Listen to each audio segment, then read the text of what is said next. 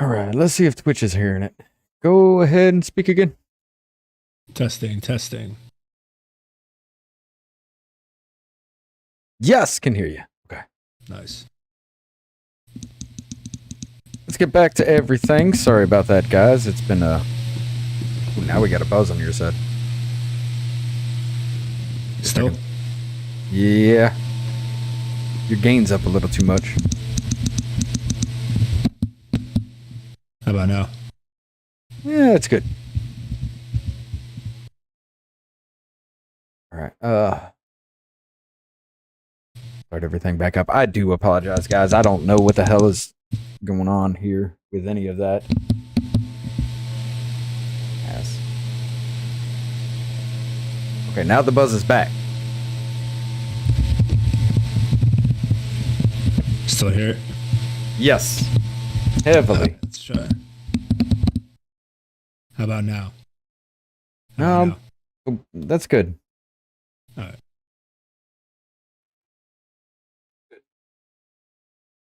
That's turned down. Just to apparently was on my side. Just to make sure, go ahead and say something again. Testing, testing. Yes. Okay, we can hear you. All right. Framework. Camera framing. Yeah, we're good. Okay. I apologize. Apparently, somehow, I don't know, but I had messed up my OBS somehow, as far as the sound and everything is concerned. All right, so are you serious? So I'm not going to be...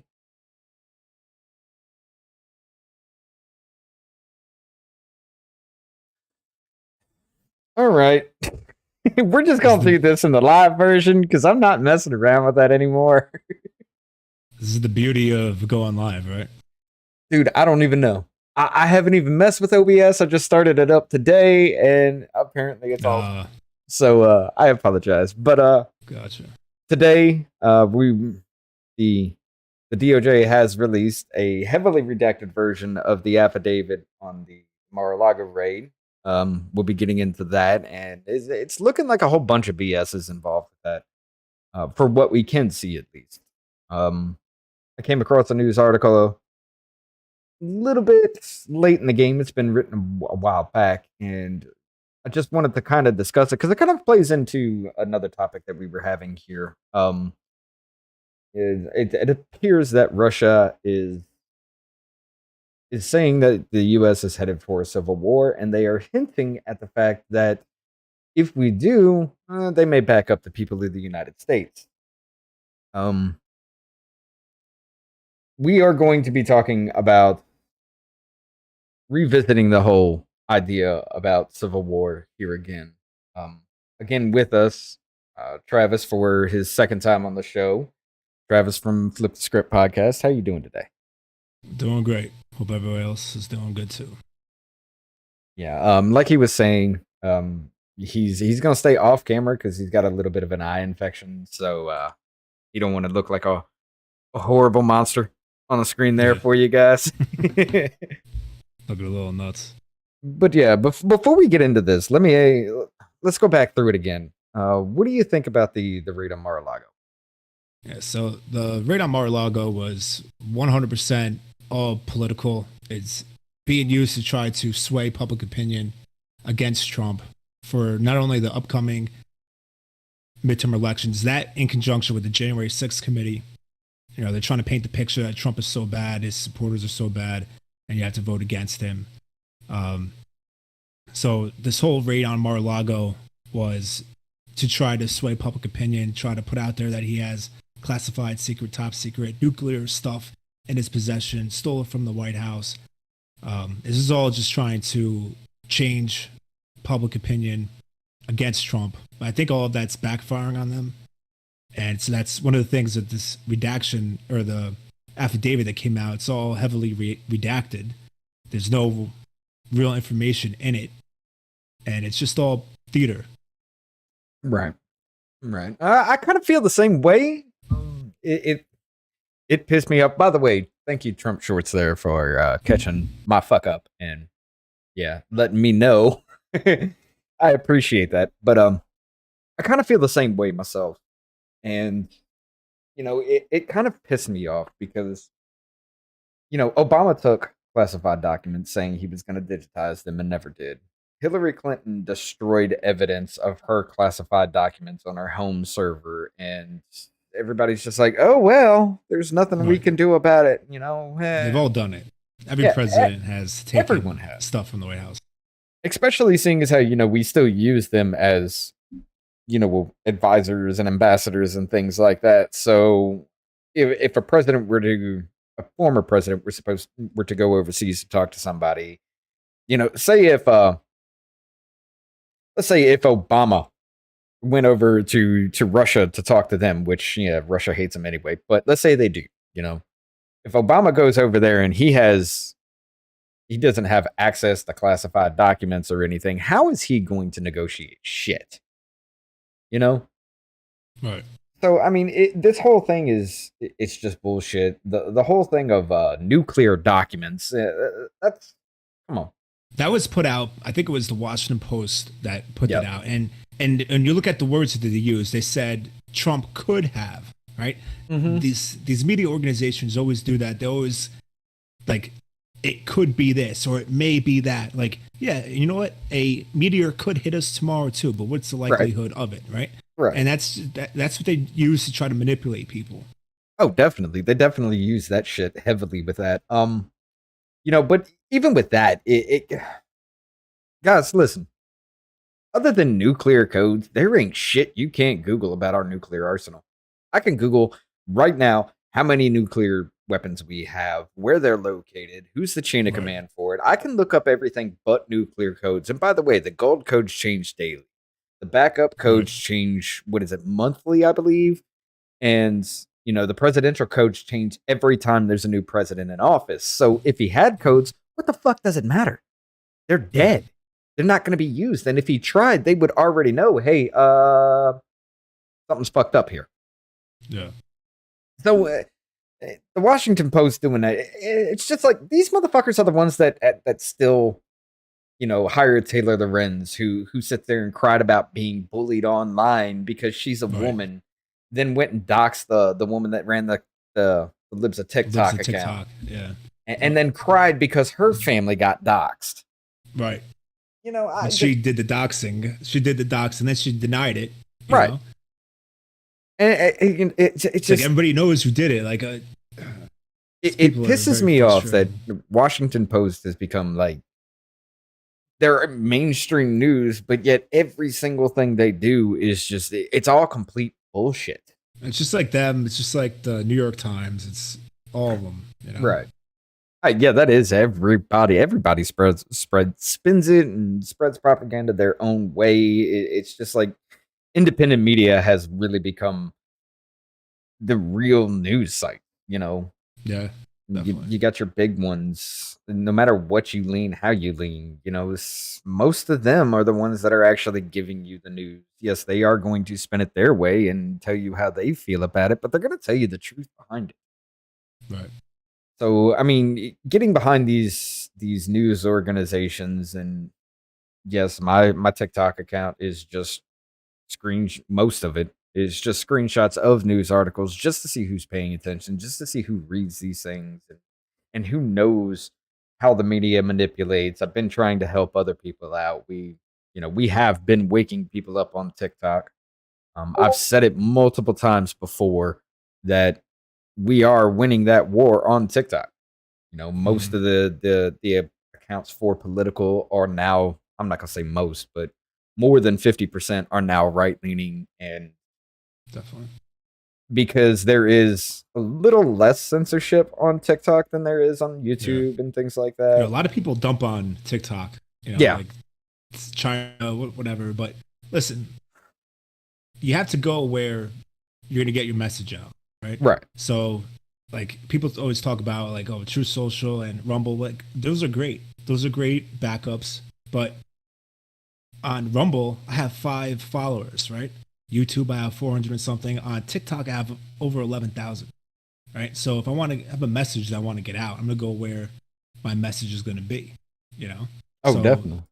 And besides, Rumble, all those places are echo chambers. And to be honest, like the content that I don't make for people who already agree with me. I make it for people who disagree with me, because those are the people who I want to have influence over. I want them to see a side that they haven't heard before, you know? So I don't want to be in an echo chamber. I want to be where people disagree with me. Right. And it is definitely working.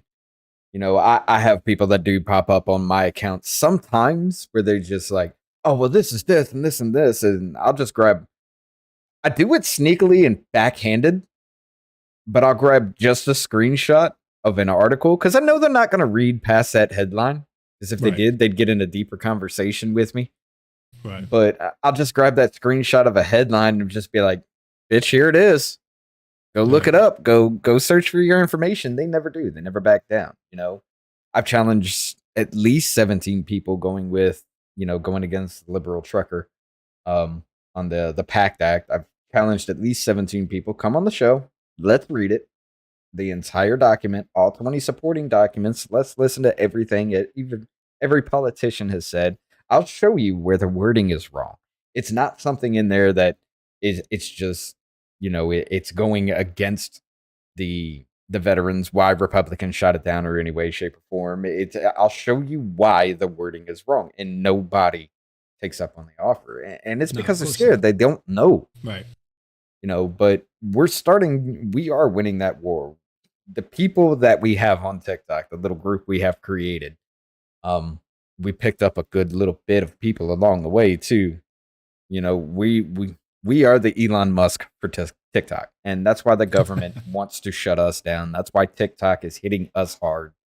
You got 3 Rows, Packing Patriot, Mr. Freedom Stick. Every time they pop up, they're gone within hours because they are the most influential. And I wish they would agree to come on, all 3 of them at the same time, so we could talk about that issue. I'm still trying to set that up, but as much as I try to get in touch with them, as soon as I do, they go down. So it's getting a little bit difficult. But it's getting back to the subject at hand. I know we went off on a little rant about that. The affidavit here, this comes from NPR. Now, I'm going to read a little bit about this. This affidavit is pretty fucking long. I'm not going to lie. But it says over 180 classified documents removed by National Archives from Mar-A-Lago, affidavit says. The affidavit that the FBI used to get a warrant for searching former President Donald Trump's home at Mar-A-Lago is now public. A redacted version of the document was released by a federal court this afternoon. Of the 32 pages in the affidavit from the FBI special agent with expertise in counterintelligence and espionage and investigations, nearly half were covered in thick black lines masking information that had demonstrated to a federal judge the need to search Trump's former for Florida. Fuck words today. Okay. Trump's Florida property. 8 pages of exhibits and supplementary information were also released, which were not redacted. Probable cause exists to believe that the evidence, contraband, fruits of crime, and other items illegally possessed were being improperly stored in various places in Mar-a-Lago. The affidavit says, all right, stop. Let's go back through this again. Do you remember, I think it was back in January, that the FBI, I think it was the FBI or CIA, actually went to Trump's home in Mar-a-Lago and took out some of these documents? Yeah, it was it might have been the archives, right? With the FBI, I think they came there, yeah, and then they showed them where they were. They took some stuff, and then for the stuff that they left, they said just put a lock on this. On Trump's request, right? And the Secret Service helped them out with that, put the lock in, so they knew it was there already. Yeah, they knew what was left because they already went through everything. I mean, if these were classified documents and everything, why didn't they take them right then? Why didn't they take all of it right then and there? why didn't they serve that search warrant with an arrest warrant as well? Because if you have probable cause that he did something illegal, that's going to warrant a to be raided. If you found what you were looking for, then why would you not want to make an arrest at the same time? Right. Even though he was in New York at that time, you still could have served that arrest warrant in New York to get him. And you would have gotten your perp walk at that.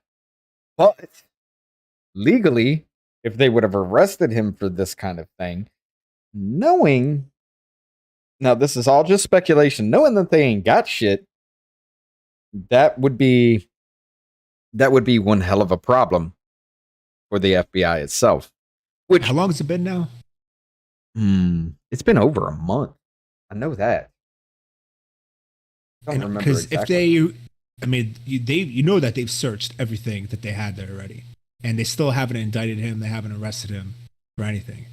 Right. So this doesn't make any sense. 4 hours, 2 weeks. It's been at least 2 weeks, 2-3 weeks. So, yeah, they've had time. 8/8, New York Times, 8/8, 8/8. Yeah, so it was back on the 8th of this month. And it's gonna listen. If they arrest him, there's gonna be some huge blowback to that. So I don't think they're gonna want to try to go down that road. They might, if they're gonna press any charges with him, or I think it's possible. I think they may try to indict him on something, but it's not gonna stick. But it's just gonna be enough for the midterms and to go into the 2024 election, right? Right. But you would also think that they would have done it already. Oh, definitely. I mean, if he had anything, that's the other thing. Maybe they can't justify it. I don't know. I don't know if what they have. If maybe there's nothing in there that they could indict him on. I don't know. Well, see, here's the thing, though. I feel like this was a fishing expedition. I mean, think about it. Throughout his entire presidency, they were going after him. I mean, it was that's the other thing. Yep. It was God, hoping they could find something in there. Right. The day in 2016, the day he was announced as the next president. Who was that woman on MSNBC? Rachel Maddow? Yeah. Yeah. The first thing she said is after he was announced the winner of the election, she's just like, well, this begins the impeachment of Donald J. Trump. Right. Like the first thing she ever said. Yeah, there was who's the other one? The Congresswoman from California. She's the one that's on video that's saying if you see anybody from the Trump administration, you confront them. You tell Maxine them Waters. Maxine Waters, yeah. She was saying the same thing. And impeached 45. I think it was Al Green was doing the same thing. He actually wrote up articles of impeachment like within days of the inauguration. So they were planning on trying to attack this guy from day one. Oh, they definitely were. And I've said it on this channel a lot. Personally, on a personal level, I fucking hate Trump. He's an asshole. He's a narcissistic fuck. All it is I'm great, love me. You got issues with that. I get it. But he has done a lot of damn good. He has woken up a lot of people to the shit that the government is doing on a presidential level. If you go look through all the character flaws, what he's done on policy is you can't even. Yeah, it's the best. Nobody else could do any better. I don't think. I mean, who else has walked across the demilitarized zone between North Korea and South Korea with no security and lived to tell the story? Yeah, because if any one of us were to do that, one fucking toe into the any other president zone. were to do that. Right. No other president was willing to do that. This motherfucker moved our embassy into Israel. Yeah, it was Israel. Jerusalem, yeah. He moved our embassy into Jerusalem and came back with a peace agreement with the United Arab Emirates to stand the fuck down. A place that hasn't seen anywhere real peace in over 2,000 years, and he was making strides towards that. You have Arab countries actually doing business with Israel for the first time in I don't know how long, like on the verge of actually bringing peace to that region. Like if it was any other president that did that, they would have received a Nobel Peace Prize. Like Obama got a Nobel Peace Prize for just saying that he was going to end the war in Iraq. 9 months saying he was into his presidency. Nobel Peace Prize for just saying that he was going to end the war in Iraq. But this Trump dude actually gets Israel and Arab countries to work together and become partners where you're allowed to fly to.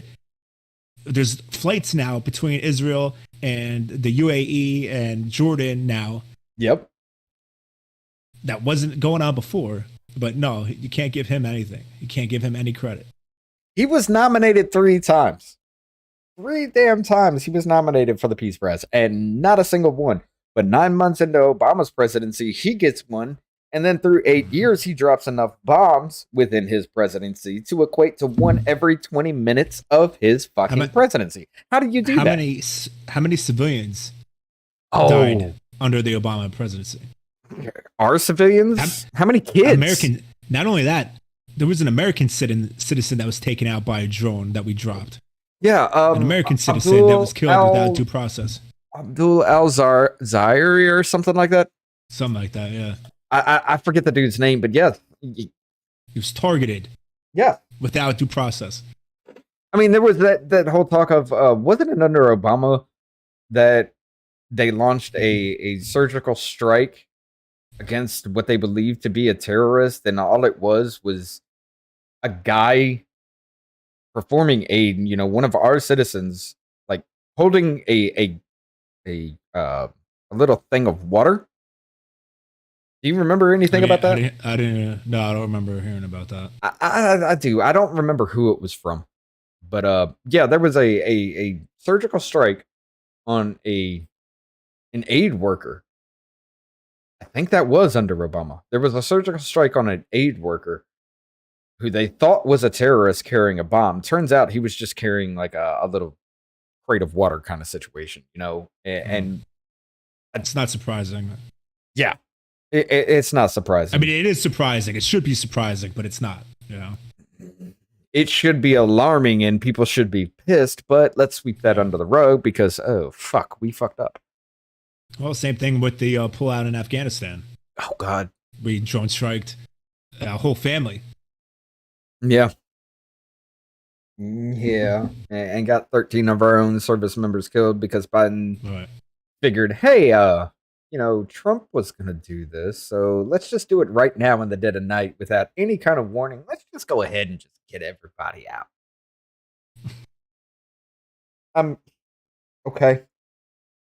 I'm not going to get into that because that's going to piss me off. I say this all the time, but it's so true because if this administration were trying to destroy this country, would they be doing anything different than what they're doing now? It's like, that's how crazy it is. It's how crazy it is.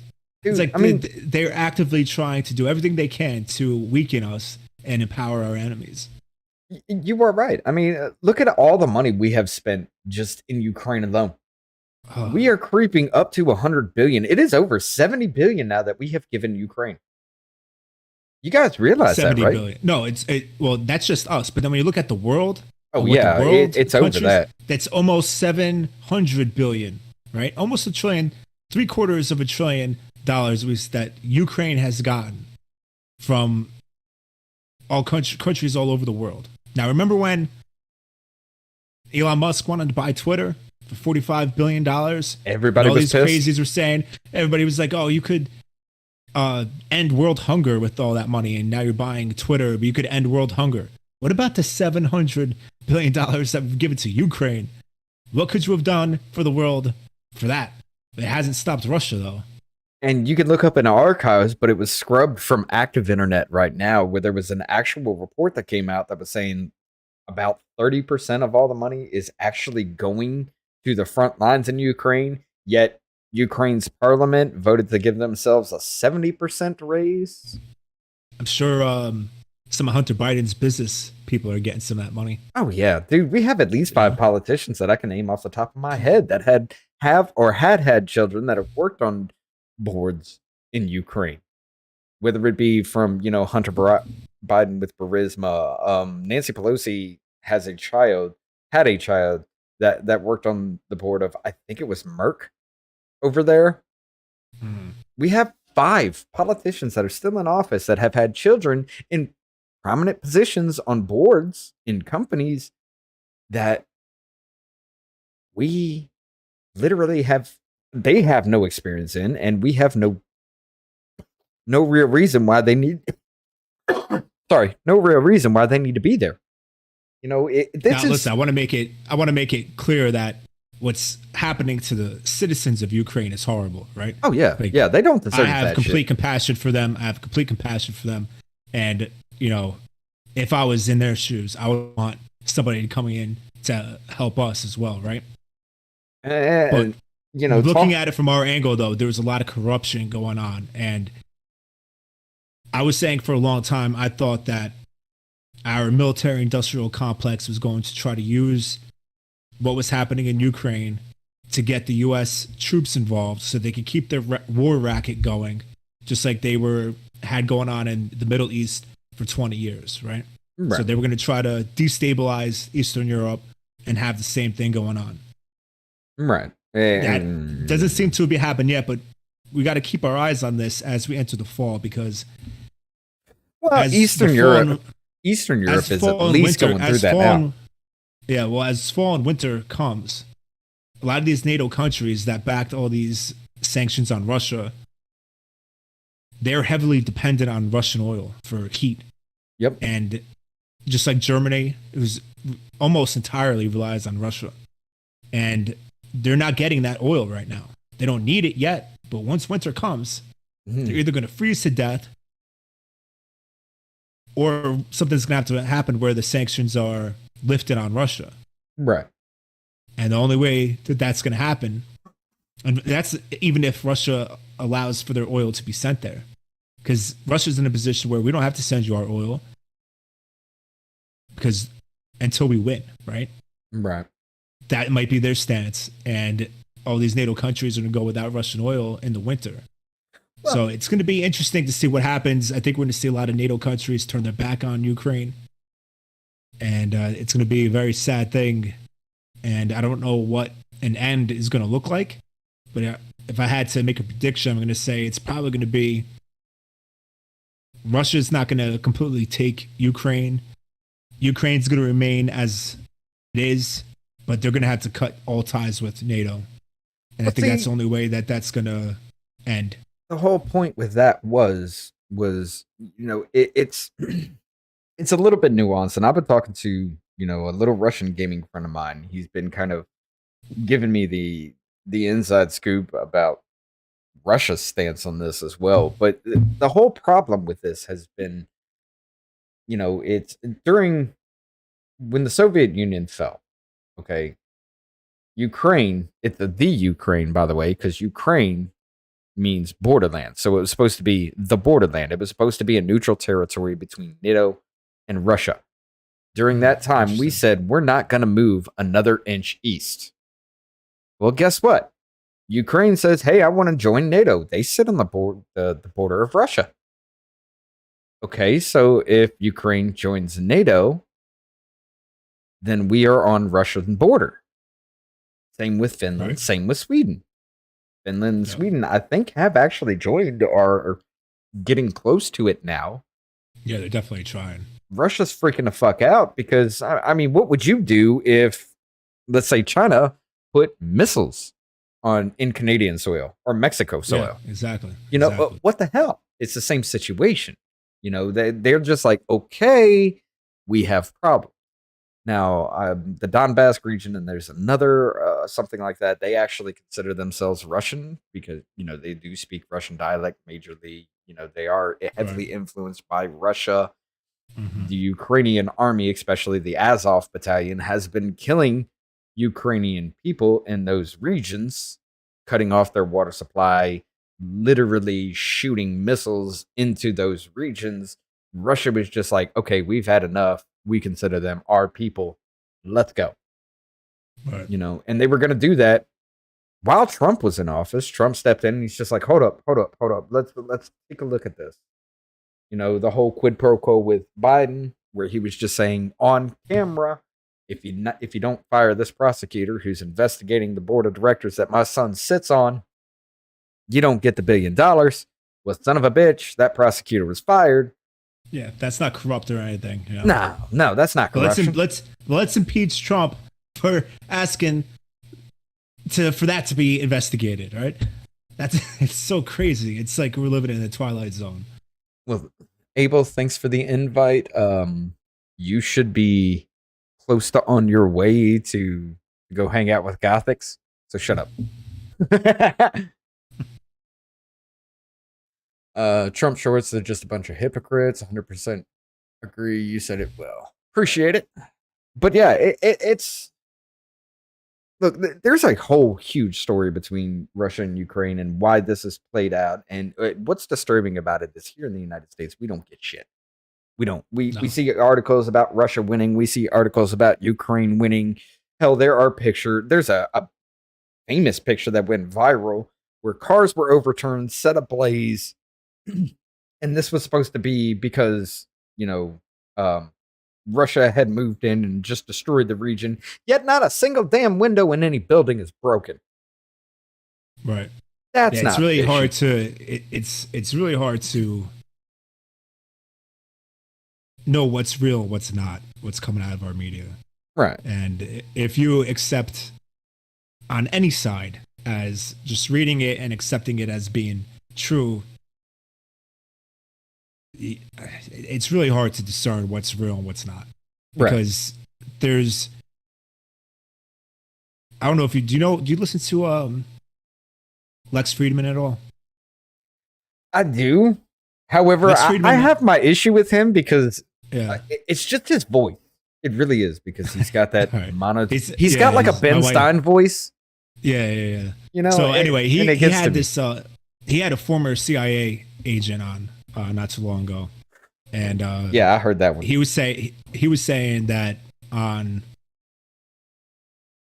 both sides, that there's propaganda on both sides being put out, and it's put out sometimes by our intelligence, sometimes it's put out by foreign intelligence, and it's all to set a certain narrative, right? So it's really hard to believe anything that we see, especially when it comes to this, when you have so many different people who have stakes in it trying to get their narrative out, right?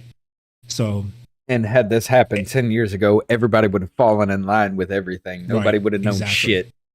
That's why we had the Iraq War, right? No. Yeah, the weapons of mass destruction that never existed. Yeah. Right. Yeah. All right, so let's go back a little bit to the story here. Again, we got off topic, but it happens when you're talking. Yeah. Probable cause exists to believe that evidence, contraband, fruits of crime, and other items illegally possessed was being improperly stored in various places in Mar-A-Lago, the affidavit states. According to the affidavit, 184 classified documents, including 25 marked top secret, were found among 15 boxes that the National Archives had obtained from Mar-A-Lago earlier in the year. Okay, so you admitted it.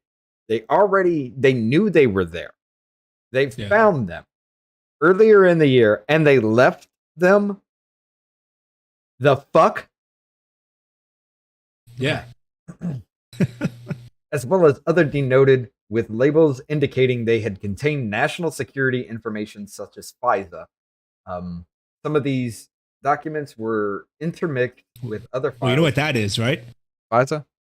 Yeah, well, with those, it says that they were contained national security information such as FISA.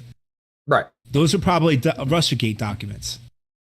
He probably had documents from his Russia investigation, the fake FISA documents that they gave to the court to spy on Carter Page and George Papadopoulos. So this could have been them trying to get all of their stuff back because they didn't want Trump releasing all of it. And that's another possibility. Well, yeah, that's the current, I guess you would say, conspiracy theory, but we'll see in the next, let's give it a month. Yeah. But that's what the current theory is behind that is, they were getting all these documents back about Russiagate and everything because the midterms coming up, he's going to run. And like he did with the Hunter Biden laptop. That, by the way, Mark Zuckerberg came on Joe Rogan's show and Yep, I saw it. softly admitted the FBI told him shut the fuck up about the laptop. Yep. So yeah. So yeah, it was I'm gonna go ahead and agree with that whole theory of that was gonna be another October surprise kind of situation right before the midterms, that all that was coming out and they knew it. I mean, we already know that it was a lie. Hell, they admitted it. You know, Yep. FBI knew it was a lie from jump, and Hillary Clinton just said, "Do it anyway." Yep. You know, it's. So yeah, all that's happening. By the way, where the fuck is Clinton? Have we heard from that bitch in a while? I think I saw something on her, but I didn't read it. I saw something with her on it, and I didn't. I know it was about a But month I know ago. recently after the raid, she started selling hats that say "but my emails." Right. Like she is profiting off of this shit while she laughs Like, about the fact but that my emails as Trump's getting raided for whatever. Like, I hate that one. She fucking smashed phones that were subpoenaed, deleted the fucking home server, Acid Watch, BleachBit watched that shit, so nothing could ever be found. She got away with it, and the FBI's like, oh, well, doesn't seem like there's intent. But yet they knew this shit was there, and they go ahead and raid Trump. Well, you know what's interesting about while that? He's gone. Yeah. What's interesting about that whole Hillary Clinton email thing, it wasn't actually, everybody thinks that they were trying to protect Hillary Clinton, but they weren't protecting her. Who they were protecting was Obama. Because I don't know if you remember, but when Obama took office, he wanted a BlackBerry. And there was a whole big thing because they had to secure this type of BlackBerry a certain way. And the only way for anybody to email Obama on his BlackBerry, they had to put that email address into his phone, right? So they could receive emails from it. Right. And they had Hillary Clinton's personal email that she was using on his phone because he received emails from her private server on his BlackBerry. So the White House knew that she was using her own private server. But they're trying to say that they didn't know it. So that whole thing was to protect Obama and not Hillary Clinton. I mean, I didn't know any of that. Yeah. I have to definitely look into that shit. Mm-hmm. But yeah, it's just... I listened to Dan Bongino. Dan Bongino was Secret Service under Obama. So he was there when that whole thing was going on before he left. So he knew what was going on with the how they had to secure that phone and all that. And the only way they could put and you could email him on his BlackBerry is if you already had your email address approved by the device to receive emails from it. Oh, okay. That kind of makes more sense now too. Yeah. But yeah. The article goes on a little bit here. It says, as the department worked with Trump and his attorneys, it became concerned about the nature of other records at the property, and that they were no adequately protected or stored. Editing what? And that they were no adequately protected or... Motherfucker, hold up. They locked this room themselves. Shut the fuck up. They locked this room themselves. So it wasn't adequately protected or stored. Now, granted, he could have come in with bolt cutters, but that would have already been evidence enough. Even if he would have bought another lock, the same kind of lock, the key wouldn't have fit. Let's also not forget the fact that the Mar-A-Lago was considered the summer White House. Right. So whatever security that this place needed was already there. Right. For him to conduct presidential business out of that residence. Like he was there all the time while he was president. So you would imagine that any security things that they needed inside was already there. Right. So, and if they just wanted a different lock, which they told them and the Secret Service put it on, there should be no issues. Exactly. But the Justice Department also grew concerned about misleading public statements from Trump and other foreign administration officials about the materials that the archive had recovered, the affidavit shows. Get that. All right, so let's get into the affidavit a little bit here. Let me make this full screen. It's going into introduction, agent background. The government is conducting a criminal investigation concerning improper removal and storage of classified information in unauthorized spaces, as well as the unauthorized concealment or removal of government records. The investigation began as a result of a referral of the United States Archives and Record Administration sent to the United States Department of Justice on February 9th, 2022, hereinafter NARA referral. The NARA referral, stated on January 18th, 2022, in accordance with Presidential Records Act, NARA received the office of former President Donald J. Trump, hereinafter F. POTUS, via representatives, 15 boxes of records. Hereafter, the 15 boxes, that's how they're going to, that's hereinafter is how they're going to refer to it from here on out. The 15 boxes, which has been transported by F. POTUS, property at 1100 Ocean Boulevard, hereinafter the premises, a resident at a club known as Mar-A-Lago. Further described, they didn't redact his home address or anything. Oh God, no. Well, I mean that's public information anyway. I guess. Like that's one of the most famous spots. But even before he became president, I knew the address of Mar-A-Lago. Let's see.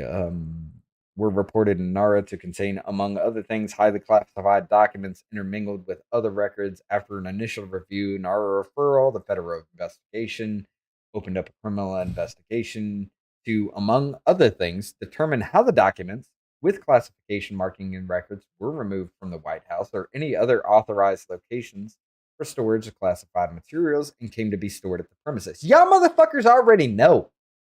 He was the president. He was working out of his home. You motherfuckers know how it got out. Yeah. Determine whether the storage location at the premises were authorized locations from the storage of classified information. Determine whether any actual classified documents or records may have been stored in any unauthorized location and premises or another unknown location. Oh, so you had to raid Melania Trump's wardrobe and put on her clothes to find out if there was a document in her underwear? Yep. The fuck? Okay. Y'all put on a drag show in this motherfucker's house. Anyway.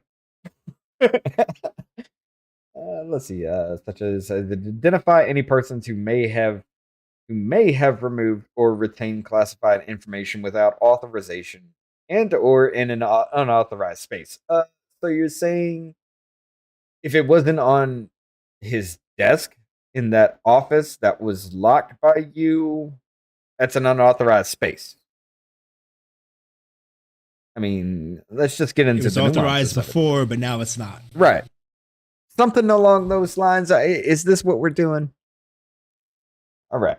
The SBI's investigation has established that the documents bearing classification markings, which appear to contain national defense information.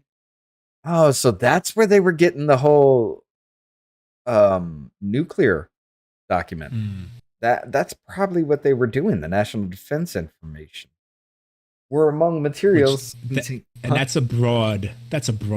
Oh, yeah. National defense information. Like, I mean, that could be like how many F-15s do we have? How many AR-15s do we have? Not even that. It could be on his own motorcade, on his own motorcades. That would be considered national defense. What is the classification of bomb rating on your motorcade? That kind of thing. Yeah. The FBI's investigation has established that documents bearing classification markings, which appear, oh yeah, we already read that, were among the materials contained in the 15 boxes and were stored at the premises in an unauthorized location. redacted information? For what? What could be the importance of redacting damn near a paragraph? Further, there is probable cause to believe that the additional documents that contain classified NDI or that the presidential records subject to record retention requirements currently remain at the premises. Why? You knew it was there. Why did they remain? If it was such a big issue, why did you leave them there? There was also probable cause to believe that the evidence of obstruction will be found at the premises. Yeah, because you knew they were there, so of course. And the evidence of obstruction. Who obstructed? I mean, they locked the rooms themselves. So who obstructed? Evidence of obstruction of what? Exactly. There is also probable cause to believe that evidence of obstruction will be found at the premises. Probably within that redacted version right there? I don't know. I'm a special agent with the FBI assigned to the Washington field office. Redacted. I want the fucking name. During this time, I have received training at the FBI Academy located at Quantico, Virginia. Quantico. Yeah, Quantico. Specific counterintelligence and espionage investigations. Again, redacted. Who the fuck are you? Because I can make the same claim, but if you don't know my name, how are you going to know if I'm telling the truth or not? Because I'm going to be honest, with the news media and things like that, protecting sources, so they're not identified. I could understand back in the day, but now it's like sources say it's not good enough. No, because sources say somebody close. You could just make it up and just say that a source told you, right? Which is what many of them do. Right, because they just completely make stuff up and say that they heard it from a source. It's and they could do that, and nobody could say anything about it. Yes, and Tim Pool brings it up a lot. He's just like, okay, well, this news site says a source close to the office. Well, are you talking about a homeless man that's like on the street right next door? Right. Because they're close to the office. Is that your source? Exactly. I mean, how are we to be able to have any confidence in what the hell you're telling us when you won't tell us shit other than believe me, bro? I mean, it's beginning to be a huge problem. And that's the same thing that the scientific community was doing during COVID. It was just not showing us any of the data, just saying, this is what the science says. Well, let's see it then. Why is it that you have to pay money to go read scientific research out of a journal? By the way, have you seen how much YouTube has removed their Yes. Yeah. Masks are masks no longer involved in any of that. Like everything about that has changed because people are starting to understand that the thing doesn't work. Now they're realizing that, and now they're going to try to turn that on Trump. They're already trying to turn that on Trump. Oh, yeah. On Trump. Yeah, because Operation Warp Speed was his idea. You're the ones that did the mandates. Right. Forced people to get it, fired people. But it's his fault. You ruined people's lives if they didn't want to take the damn thing. But it's his fault because of Operation Warp Speed, which, to give credit, a little bit of pushback on that whole idea. To give credit, there is a little bit of basis for that claim because yes, he did authorize, these manufacturers cannot be sued for anything, any kind of health related effects. There's a lot. That was always with vaccine companies. Yeah, that's nothing new. It was always like that. Right, and, but there were special provisions given with this to the whole point where it was just like that's what gave everybody fear is. Dude, what the fuck are you doing? Well, you had Dr. Fauci up there saying that this isn't gonna end until we get a vaccine. Right? Yeah. So if Trump didn't do Operation Warp Speed, we would still be locked down right now. Right. Not to mention the fact You know? that while he was still president, that if it were to take the normal amount of time it takes to make a vaccine up to 9 years. Oh yeah. And you're saying that this isn't going to end until we get a vaccine. Yeah. So if he didn't do anything, then he would have been blamed for it too. So he was in a no-win situation there. Right. Not to mention the CDC was saying, later on that really only 6% of the death toll is actually accurate because everything else is just written up to be like, I remember a news story about somebody having a shootout with the police and being shot in the head, and his death certificate said he died of COVID. Yeah, that's a whole nother thing that just angers me. Oh God. There was no difference in death rates from 2018, 2019. It was slightly higher. It was slightly higher, but that takes into account, alcohol abuse, drug abuse, domestic violence that wound up in death, people committing suicides over that self-deletion kind of situation. I don't know. We're not small enough for YouTube not to take shit down. So self-deletion, that kind of thing. That's where that slightly higher death toll was. And they try to hide all that shit with that, but explain the death toll now. How the fuck can you do that? What's the difference? What was the difference between then and now? Yeah. Yep. But anyway, based on my experience in training, I am familiar with efforts used to unlawfully collect, retain, and disseminate sensitive government information, including classified NDI.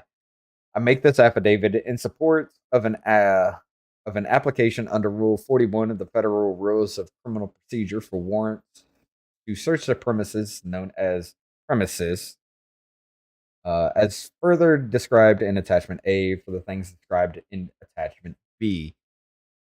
I love how the fact that on screen for the stream it's clear as hell, but on my screen it's fuzzy. Like I can even read it from the Discord better than I can from my own screen. I'll do that.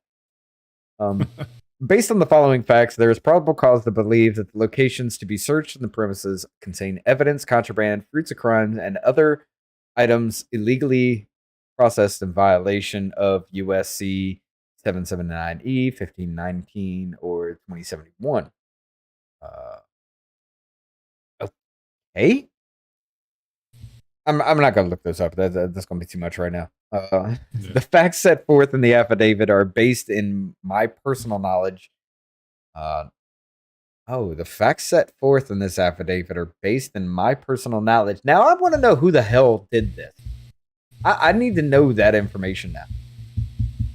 Because your personal knowledge, okay, you know that these were there, and you didn't do anything about it till now? Again, who the fuck are you? Knowledge attained during my participation in this investigation and information obtained from other FBI and U.S. government personnel. Because this affidavit is submitted for the limited purpose of establishing probable cause and support in the application of a search warrant, it does not set forth each and every fact that I or others have learned during the course of this investigation. All right. Let me remind y'all that the same FBI team that raided Mar-A-Lago was the same FBI team that investigated the Russian collusion hoax.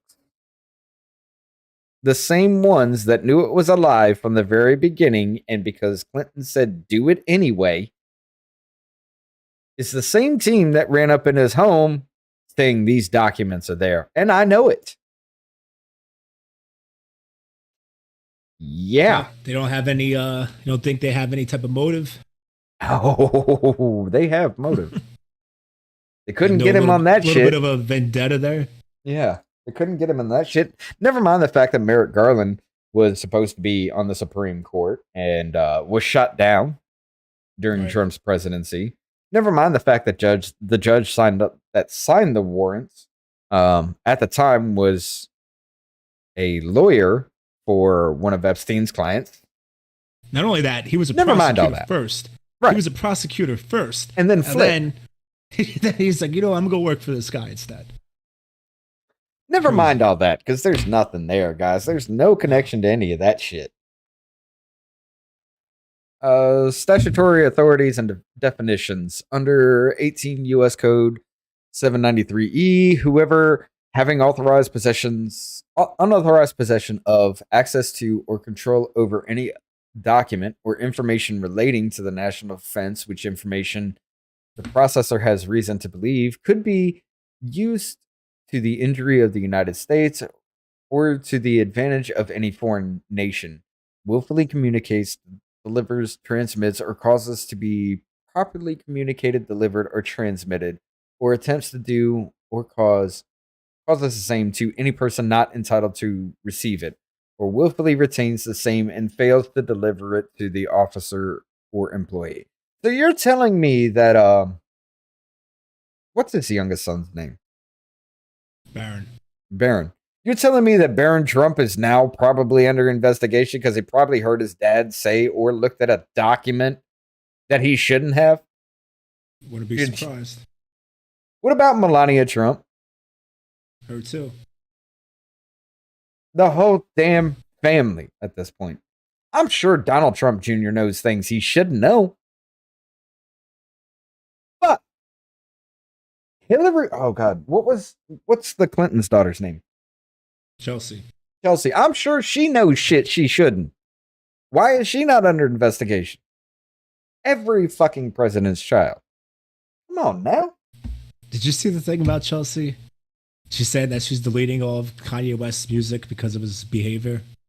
And no. Donald Trump Jr. posted a meme and he was like, "Oh, I can't wait for somebody to tell her about her father's behavior." So she already knows. She already knows and she doesn't care. You know? Right.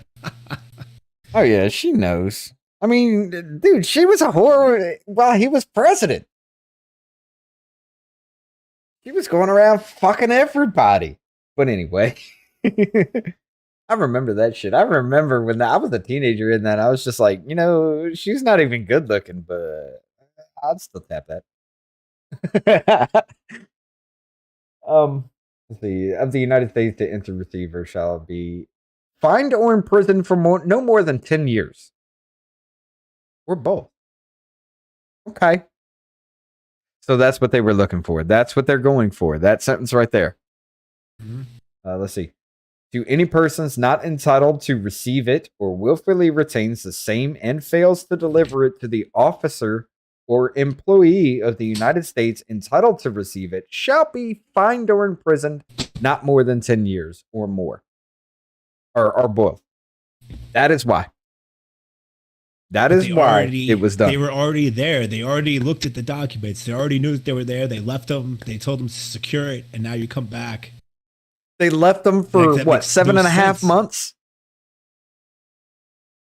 Yeah. Oh, son of a bitch. This just makes it even worse. Even from what we can see, this makes it worse. No, not only that, but then this doesn't even go into about the declassification powers that Trump had as president. Oh, yeah. Where, Judicial Watch was trying to sue for Bill Clinton's, these tapes that Bill Clinton made with this historian that he was keeping inside of his sock drawer. And Judicial Watch sued to try to get those tapes, saying that they were presidential records. And they actually wanted the archives to go in and seize them. Right. And the federal judge, Amy Barron Jackson, she wrote and she said that the president has the sole authority to decide what is his personal records and what are presidential records, right? He's the sole person, has the sole authority to say that, right? So if Trump says that these are his personal records, not government records, then they're his records according to that ruling that the federal judge made. On top of that, Obama and George Bush both signed executive orders saying that the president has declassification authority that you do not have to go through normal means of declassification. They could just say yes, that it's declassified and it's declassified. Yes, they did. So this doesn't make any sense. This is why this is not a serious. This is all for show. This is all political. This is all about trying to change public opinion because they know that this won't stand up. This won't stand up in court, but they're going to use it to try to hurt him in the midterms and in the 2024. They're going to try to drag this out for as long as possible up until the next presidential election. Right. And look, they're hiding all that information because they're guaranteeing to themselves that the average U.S. American citizen is too stupid to know this. However, what they did not account for was the fact that you locked every single fucking person down, shoved everything political down their throat to get Trump out of office, and now every single person in America is paying attention in some way, shape, or form. Right. So you kind of fucked yourself, buddy. Let's see. Under Executive Order 13526, information. Oh. Before we begin, we will be going back through Executive Order, I think it's 14067 or something like that. Do you know anything about that, Travis? Which executive order? 14067, something like that. What does that pertain to? It's pertaining to cryptocurrency and things like that, but we made it through like Section 3, and that shit is concerning as shit because it's literally starting to state that the United States will be in full control of everything crypto. No, I didn't hear that. Oh, dude, How? It's blockchain. How are they going to be in control of that? Everything's traceable. Everything's tracked. Everything within that can be 100% controlled. Every bit of it can be controlled. Last Saturday, I went over a little bit with Glowy Actual, and then we ran out of time. We only made it to Section 3. We ran out of time. We're coming back tomorrow. Hopefully we'll have Tristan with us as well. But we will be continuing past Section 3 and a little bit more into that. And it's concerning as fuck. I mean, you need to go back to the episode we had last Saturday and kind of listen to that. Yeah, I'll check that out. It's the last hour and a half of it or so, because we were talking about other things before we got into that. And I didn't realize it was going to be that long and that in depth, but it's concerning as shit. And I feel like the more we're going to get into this, the more it's going to be more of a huge red flag. But this is something Biden signed into office in, I think he signed it by executive order back in March, and they're trying to implement in December. Oh, wow. Yeah. That's coming up soon. And it's just now coming out about this shit because it's about to hit us. I know they want to try to make a U.S. digital currency. And that's what it's about. Well, that's real problematic because then they'll have the authority to seize your money. What did they do for the truckers in Canada? Right. Yep. What did we do to the people of Russia when when they invaded Ukraine? We were just like, cut off their crypto. Russians are bad. Yeah. To the people who have nothing to do with it. And you wanted to cut that off. They went to fucking Elon Musk and said, hey, every Tesla in Russia, turn off. But yet, let's move to electric vehicles, ladies and gentlemen. That's the problem I have with full automation cars. Right. Because that's what they were going. They want to go to full automation cars, so nobody's going to be driving themselves. The government could shut that off at any time. Yep. Take you somewhere else if they wanted to. Not to mention, and this is the problem I really have with Elon Musk. You think you're going to work? We're taking you over to the next FBI field office. You know? Right. We're locking the doors so you can't get out. Yeah. Child lock that son of a bitch in. You know? But no, this is the problem that I really have with Elon Musk. Like, I like the dude. I like the fact that he's speaking up, but the things that him and his company is doing kind of concerns the shit out of me. You know, with these electric vehicles, the fact that, you know, his company really has full control over that shit. Not to mention, you got Starlink with I don't think very low latency. I don't think that he fully realizes the way that this could be manipulated. Oh I no, think that what he's I think he knows it, but he's You think scared. so? No, I think he knows it, but Mm. he's scared of it because look, let's flesh this out real quick. All right, the whole thing. All right, the Starlink, it's low latency satellite internet, and from the looks of it, it's kind of amazing. Speeds aren't really there, but you're talking about fully automated It's like the shipping first generation lines. of it too, you know. So Right. And you got fully automated shipping lines that you want to employ using the Starlink technology. Okay, now you're talking about Neuralink putting chips in people's brains.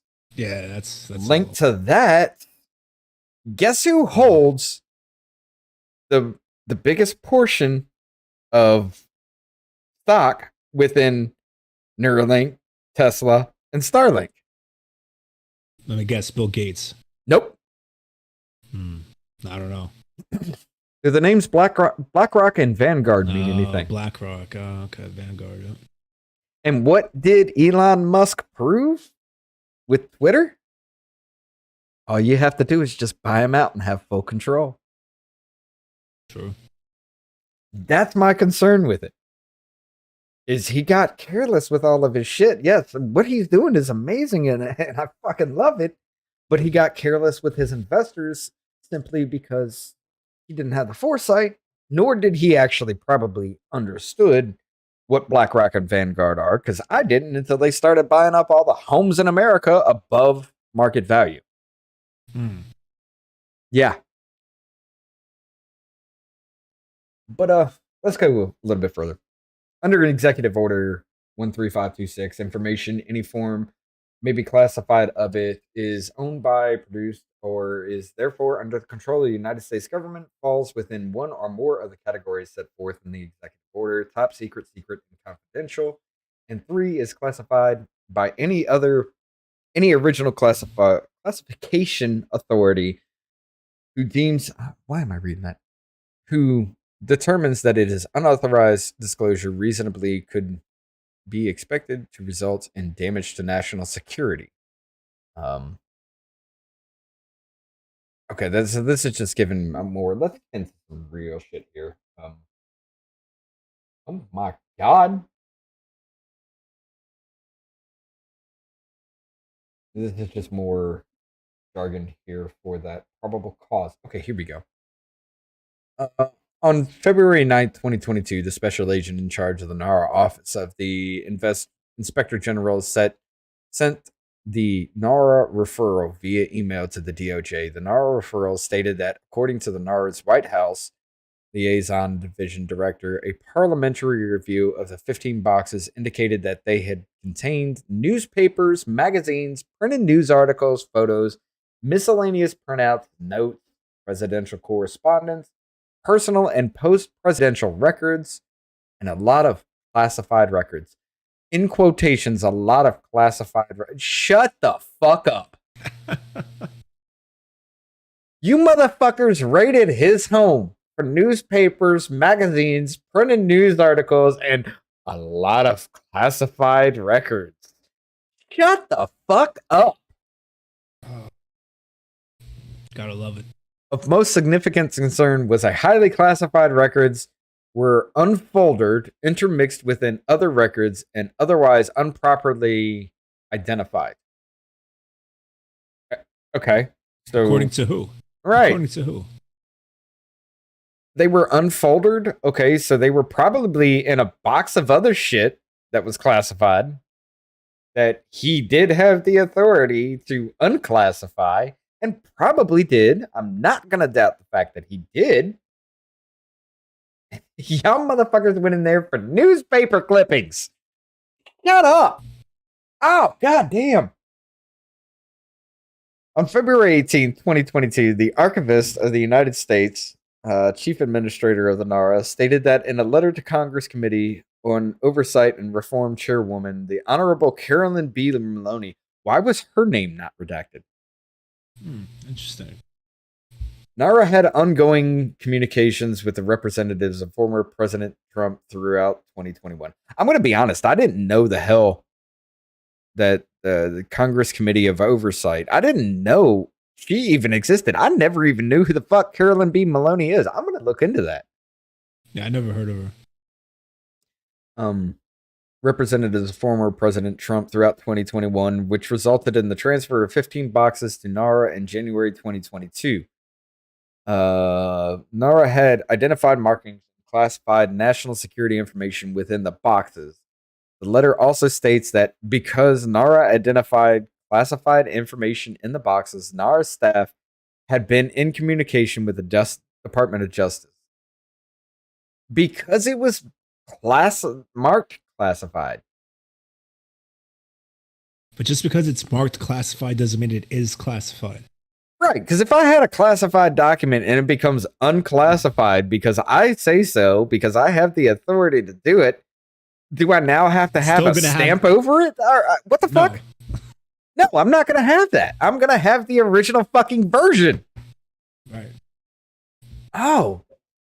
But because it was marked classified, even though it was probably unclassified, that gives us the ability to go in and take his shit. Which, by the way, 3 passports? Why the fuck did you take that? Well, I know exactly why they did that. Oh, yeah. They did that because they wanted to make sure that he wasn't going to go anywhere. And then they didn't come up with anything. And they're like, oh, our bad. We're going to give those back to you. Because you know what? If they were gonna charge him with something, they would have kept it. Right, because you know they could have said, yeah, he's a flight risk because we got to look into this. No, I don't think they are going to charge him because they ain't got shit besides public opinion any damn way. If they charge this son of a bitch for newspaper fucking clippings, the entire country's going to go up in arms. But yeah, NARA staff has been in communication with the Justice Department. The letter was publicly made available, and following Uniform Resource Locator, the URL, archives of file FOIA file response, and it's right there. You guys can look this up in the affidavit that is available. NPR has the entire thing.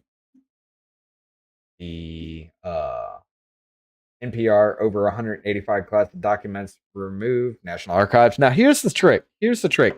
When you're looking for this, do not actually look for the actual title of the article because it's not going to show.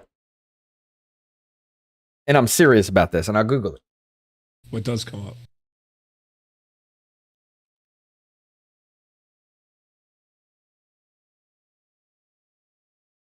I had to look for NPR redacted affidavit in Trump. Read redacted affidavit in Trump Mar-a-Lago search. Huh. But, it did come up this time. Earlier today when I was looking, NPR was nowhere in that list. Huh. So I guess maybe they did kind of work it into the archives, or not archives, but the search. But when I did that, when I first heard about that, you know, I listen to shit while I'm working all day long, just to keep just to hear what's going on, because I'm still working, I'm still doing things. But I started hearing this, and I got the gist of this from like 3 different people, and I was just like, okay, so let me look this up, and I looked on screen because I'll admit I was listening to Tim Pool at the time when this came up. He was the first person I heard anything about. I looked on the screen and I saw that article, and I was just like, okay, let me look. And I typed the whole thing in. NPR, over 100 classified documents removed by National Archives. Nothing. And I was just like, what the fuck?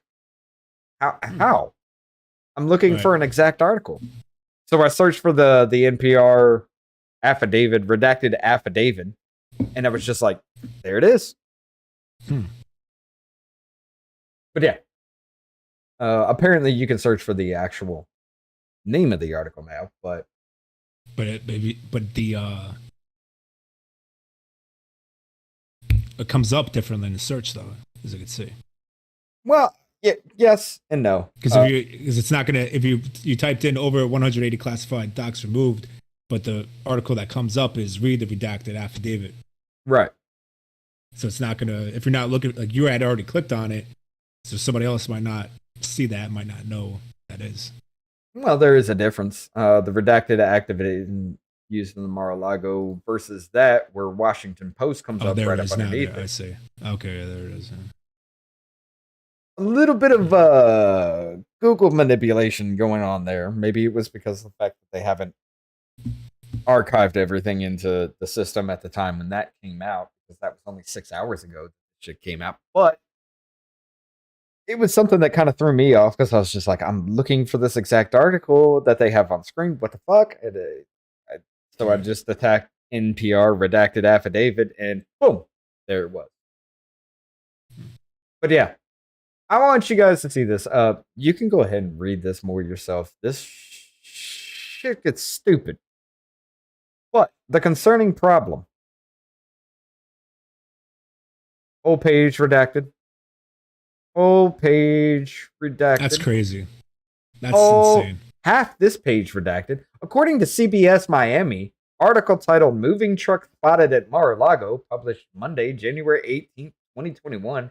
At least 2 moving trucks were observed at the premises January 18th, 2021. Oh, no Wow. shit. So that's your an but that's your source? That's Because CBS there was, Miami? and the fact that moving trucks were spotted there. What if he bought new furniture, motherfuckers? Did you ever consider that shit? More redacted. More redacted. Oh, big block. Maybe a picture. Wow. More redacted. More redacted. Revision of the 15 boxes to Nara. Guess what? Redacted. On or about May 6, 2021, Nara made a request from the missing PRA records and continued to make requests until approximately late December 2021, when Nora was informed 12 boxes were found and ready for retrieval at premises. Okay, so they were found and they were waiting for y'all to pick them the fuck up. Redacted. Wow. Another page. Another page. Oh, look, probably another photo. From May 16th to 18th, 2022, FBI agents conducted a preliminary review of the 15 boxes provided to NORA and identified documents with classification markings in 14 of 15 boxes. Okay, so you want to remove 15 boxes, but 14 were the ones identified. So that 15 box was the newspaper clippings and everything you were talking about? Why the fuck did you take that? A preliminary triage of the documents was in classifications. Markings revealed the following approximate numbers: 184 unique documents bearing classification markings, including 67 documents marked as confidential. Guess what? I can read confidential information myself. I still hold that security clearance. 92 documents marked as secret. Me, and I'm sure being ex-military, you can too, right?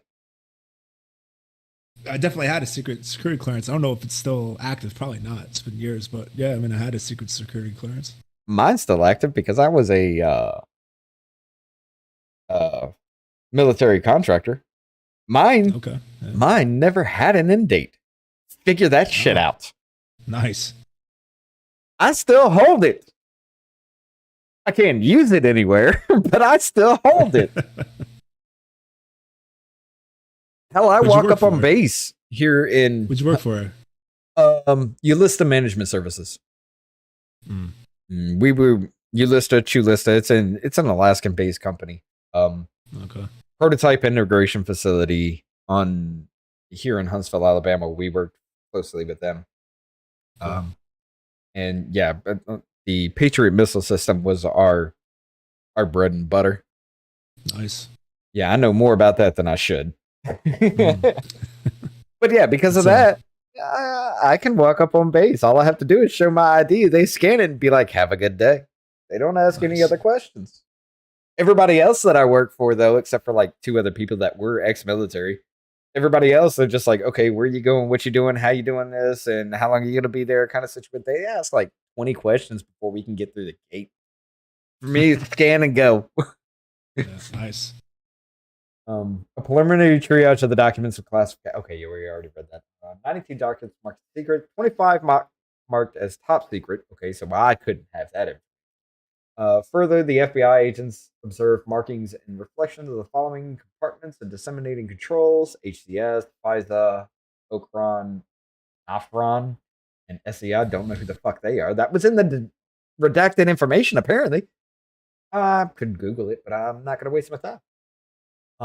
Based on my training and experience, I know that the documents classified at these levels typically contain national defense information. Typically. But you don't know if they do. Because it's redacted. Several of the documents also contain what appears to be former president's handwritten notes. Oh. You mean like the ones that they try to say he was flushing down the toilet? Yeah. Taking a picture of a toilet that looked like it came from like a small 1-bedroom apartment. Like, you know damn well that toilet was not in the White House. Their fucking public toilets look better than that shit.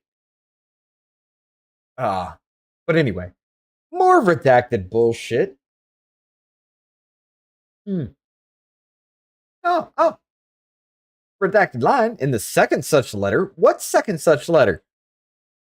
Huh? Which is do you know if any of these documents here say that they asked President Trump for these boxes and he refused to give them? No, none of that. Because as far as the whole timeline is they were just like, okay, yeah, we want these back, and he's like, take them whenever, do whatever you need. Right. I'm fully here. You know, they even tried to get onto him because he sent a text to Merrick Garland. What that judge should have asked when presented with this affidavit was, did you ask to get those boxes? I mean, that would have changed the whole damn game. Were you denied? Oh yeah, that would have changed every bit of that. Yes. No. But I mean, they were trying to say that, you know, he sent a text to Merrick Garland saying, what can I do to take the heat off, or some shit like that. When the text sent that to, when the text was just like, like he had, you know, this is what the whole thing was, is look, this is blowing up, this is getting out of control here, everybody's up in arms, what can I do to alleviate the tension? That's what he was saying, in that he said, what can I do to reduce the heat? And they tried to blow that shit up in an article, in a headline, which nobody goes past. Well, that sounds to me that he was asking, what can I do to help you guys with this? Right. So and that's what was in that article. That's what they were saying in the article, but because nobody moves past the headlines, everybody was posting this. He's trying to get it. The Attorney General, it blew the fuck up for some of us, especially me, because, you know, I had a few things on there, and I was just like, y'all sons of bitches don't ever read. And I started posting that article, highlighting where it was the actual text, and I was like, shut the fuck up.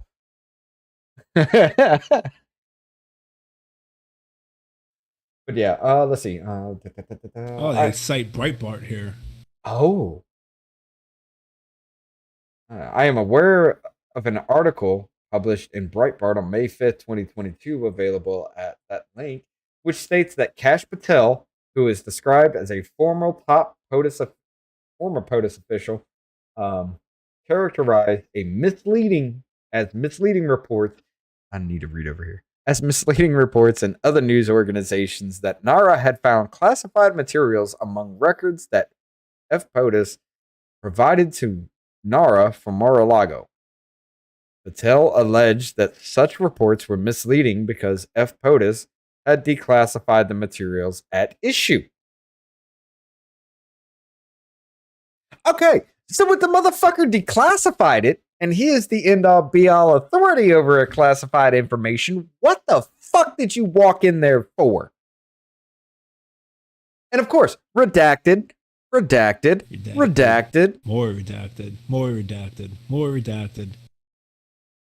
Do you actually think the judge read this affidavit? No. Or do you think that he just rubber stamped it? He just probably rubber stamped the fuck out of that.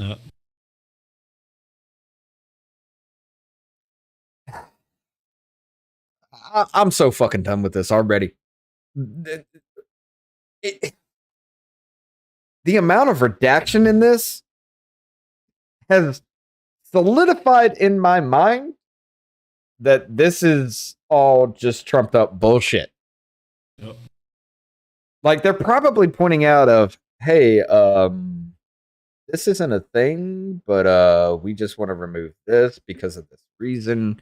Probably as everybody is speculating, he has information about Russiagate, he has information about Hillary Clinton, he has information about the FBI, he has information about every single fucking one of us. Yep. That's probably what it's about. And this is until like this comes this out, is like Watergate on steroids, dude. I mean, it came out that Obama was spying on his presidency, while he was running, and right. even after he took office, Obama was still spying on his. So yeah, that probably was in that redacted section. Not only that, but Obama had Trump Tower wiretapped. Right. And the evidence of that is probably in the redacted sections. You cannot convince me any fucking further until this is unredacted and everything is brought out that is not the case. That was great when Trump tweeted that out. I just found out that Obama had my wires tapped. And then everybody, this is false. It's not true. Trump says this without evidence, blah, blah, blah. You really think that Trump's going to tweet that out without it being like for real? And then a year and a half later, yeah, it was right. We did that shit. Come on. Oh, fuck. Y'all can go ahead and read this more. I'm already done with this shit. Like, fuck. All right. So, leading into our main topic here, and really what we were here for, ladies and gentlemen, Russian state TV suggests potential U.S. civil war as a result of Trump raid. What is the Russians saying? The FBI... Stop with your pop-ups. Shit. The FBI search of Donald Trump's Mar-A-Lago residence in Florida had sparked outrage among Kremlin propagandists on Russian state TV. Framing. Could be or could not be. I'm not going to believe propagandists just because you say so. Mm-hmm. But I will tend to believe that maybe it's true because Russia owns the media, just like China owns their media. So whatever the leader of their country says goes out on the news. So maybe there is some truth to that claim. However, because here in the United States, you lie constantly, I'm going to say bullshit. Who went as far as predicting that the raid might trigger a civil war in the U.S. Okay. The fact that you even got prominent anti-Trump leftist motherfuckers saying this has gone too far, you sons of bitches have overstepped your bounds. Yes. We'll get into that, though. In a stunning escalation in the investigation into the former president's potentially unlawful removal and destruction of documents related to his time in office, federal investigators executed a search warrant on Monday at Trump's private Palm Beach estate. The FBI search, with the former president described as an assault, was widely covered by Russian state media, with pro-government TV host Vladimir I'm going to fuck that up. Solovyov? I'm not even going to try. The other dude named Vladimir? Yeah. Expressing the other Vlad. The one that didn't drink anybody's blood. Oh, shit, that's everybody. Yeah. Expressing his admiration for Trump and his GOP allies during his show on Monday evening, as reported by Daily Beast journalist Julie Davis. There she is with the tweet. Meanwhile, in Russia, some highlights from various state and TV programmings bemoaning the search of Trump's estate and hoping for civil war. Some military experts worry that Trump might be accused of sending classified documents to Moscow and charged with treason. Oh my gosh. Dude, this is how the whole thing started, with calling for his execution because of that. And I'm not even joking. They had people who were just experts. Who are these military experts? Oh, and yet, trust me, Trump bro. Might be accused of sending classified documents to Moscow. Like, what? Trust me, bro. It happened. Gosh. And that's a blue check mark. Yeah. I think I might be wrong. I might not. She might be the same. Who does she work for? Let's see. Daily Beast. Yeah, Daily Beast is kind of fucked up too. Yeah. They're like far fucking left at the right. I'm gonna say she looks like this person that was on. I think that's not her. Oh, she's heavily involved in MSNBC and CNN and everything. You know what? This like might that. be her. This might be her. She's. I think she's the one that when they came out and said that what was it?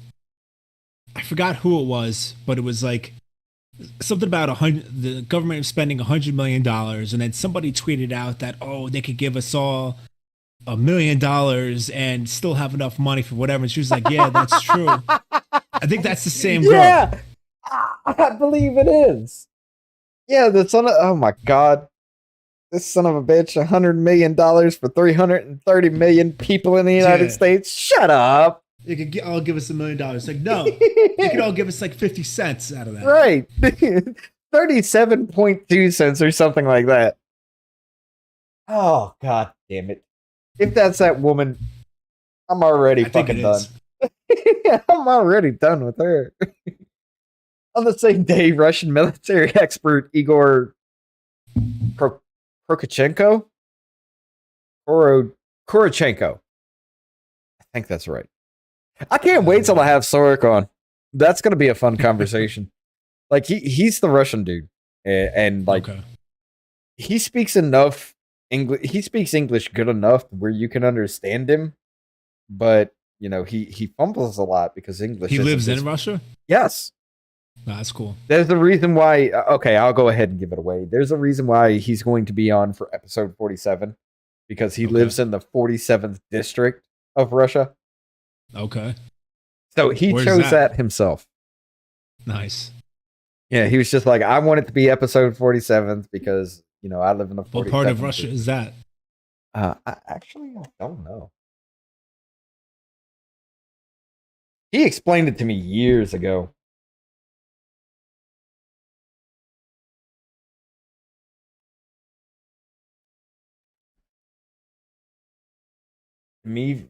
Dmitrovsky district, Moscow. Where is that located? Come on. Okay. Yeah, right there. I have no idea where the fuck that is, but it's all okay. Too much hieroglyphics for me. I'm just, yeah. But yeah, that's the reason why he was just like, dude, I want to come on. Huge. I want to talk about that issue and everything. At the beginning of this, we were trying to set up a show with him and a Ukrainian friend of his to talk about this situation, but Ukraine was, it would have been. I'm hoping we can still kind of make that happen because, you know, it came out when the invasion happened that Ukraine said, we are monitoring all social medias for every single person. If y'all motherfuckers talk about this in any way, we're coming to fucking arrest you. And then it might come down like, oh, he's on a stream with a Russian. Right. Yeah, that might cause some problems. Right. But yeah, maybe we can still make that happen now. I don't know. I'll have to figure that out. But if we could have both Sorek and Anna on at the same time, I think that would be wonderful as shit. You got Ukraine, Russia, and US all involved in the whole conversation. Yeah, that'd be cool. I hope we can make that happen. I don't know. I'll have to talk to him about it. But on the same day, Russian military expert Igor Korochenko, a guest on Russia TV program 60 Minutes, called the FBI raid a witch hunt where Trump, as the most popular politician in the United States, was chosen as such a witch hunt. I'm going to be honest. I'm going to agree with that. He is our most popular politician. Yeah. I mean, this motherfucker was in the public eye throughout his entire life.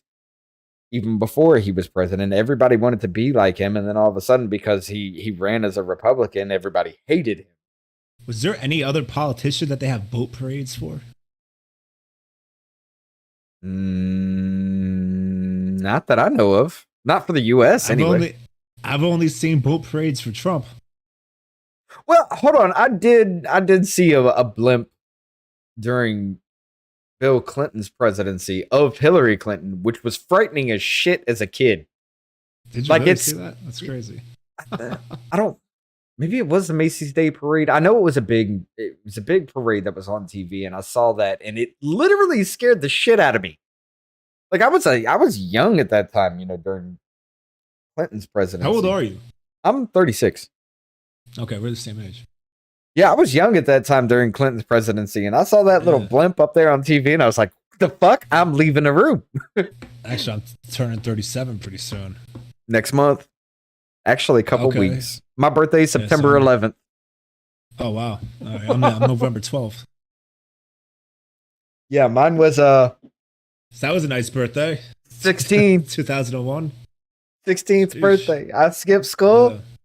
And, of course, I had a good friend of mine was homeschooled at the time. But I skipped school that day like I always do on my birthday. And I'm sitting there sleeping.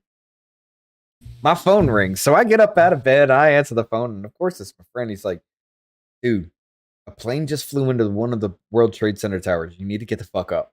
We're under attack. I was like, shut the fuck up. I'm going to bed. Because he always plays tricks on me, right? Okay. So I hang up the phone and I lay down on the couch and I go back to sleep. And he calls me up a little bit later. He's like, another plane just hit the other tower. Get the fuck up. The world's ended. We're all going to hell. I was like, dude, you son of a bitch. I'm going to bed. And I hung up the phone and I couldn't go back to sleep. So I was like, fuck it. I took a shower, got ready, walked over to his house, and he's sitting there watching that shit on the news, and I'm like, oh, fuck, it's actually happening? He's like, you thought I was fucking with you? Yeah, son of a bitch, you do it every goddamn day. I remember I was going to lunch, I think. I was stopped at my locker, which was right by the cafeteria, to put my stuff in there. And one of my friends comes up to me, he's like, hey man, a plane just hit the World Trade Center. And my initial reaction was, how stupid do you have to be? Like, you didn't see the plane? You didn't see the building?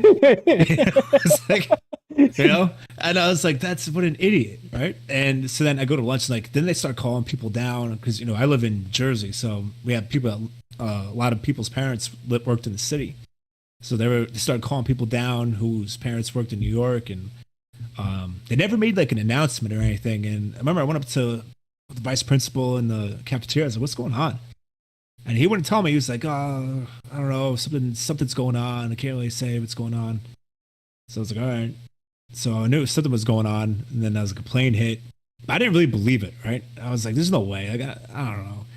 And then I remember I go to my 7th period history class, and my history teacher was like, the Twin Towers fell, they're gone, they're not there anymore. I was like, no way. Because when she said that they fell, I'm thinking that they fell. I didn't think they collapsed like that. I'm thinking they fell to the side, right? And I was like, there's no way those buildings fell. I'm thinking it's falling like a tower falls. I didn't think they crumbled on each other. And which is suspicious in itself. And then when I got home, I turned the TV on and actually saw what was happening. I was like, whoa. Right. That was wild.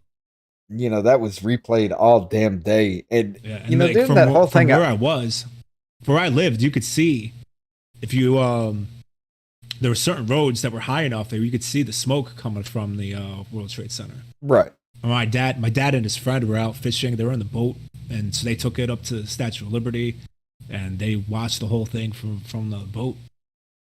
Oh, so y'all are almost there. Well, your dad was. We were real close. It's a city from where I grew up is Staten Island's 15 minutes. Right. So to get into Manhattan is about 45 minutes, maybe. Maybe we should revisit this. Yeah, it's a whole nother topic we go down. Oh, that's a rabbit hole of hell. Yeah. Especially that and tie that in with the Iraq War. That's a whole nother thing. I found out some stuff recently about that whole thing that I had no idea about. Yeah, let's go ahead and bring up that topic then later on. All right. But yeah, let's see. let's see. They won't justify. They won't just be villainifying him. They will be strangling him. These raids involving dozens of FBI officers and police dogs. This is the worse than McCarthyism, my friends. This is a symbol of inordinate despotism. Really? Davis, that's it. Yeah, Julia Davis. Okay. They won't be vilifying him. They will be strangling him. These raids involving dozens of FBI officers and police dogs. This is the worse than McCarthyism, my friend. This is a symbol of inordinate despotism. So this bitch who is all over CNN and MSNBC, where was it? Oh yeah, that was on her Twitter thing. This bitch who's all over CNN, MSNBC. She's actually Russian calling this media shit monitor. out. Right. She's calling that shit out. The host of 60 Minutes, the Russian 60 Minutes, Evgeny, God damn it, Evgeny Rozkov, words, described the raid as an event that shook the U.S. and world, perhaps more than the nuclear threat. It is not clear whether the raid on Trump's residence was directly related to the. It's just going into details about this. But yeah, apparently Russian state media. Now there is more to this, and I urge you guys to look this shit up because we really need to get into the topic. Hell, we've been at this for like an hour and 40 minutes now. But apparently there's more to this because Russia has now come out to say if civil war in the United States does happen, we may back up the citizens of the United States.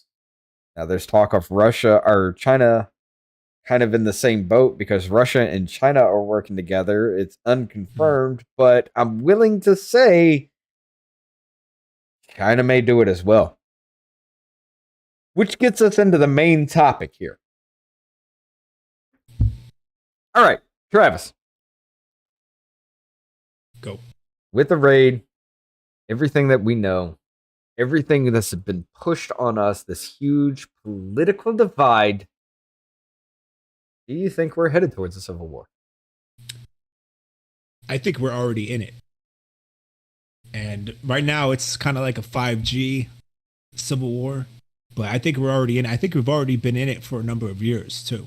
By now 5G, you're not talking about like 5G cell phone. You're talking about fifth generation warfare. Yeah. Right. So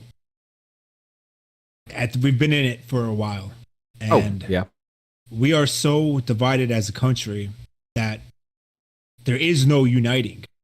Like, I cannot see under any circumstance, aside from an alien invasion, where the left and the right could unite on anything, right?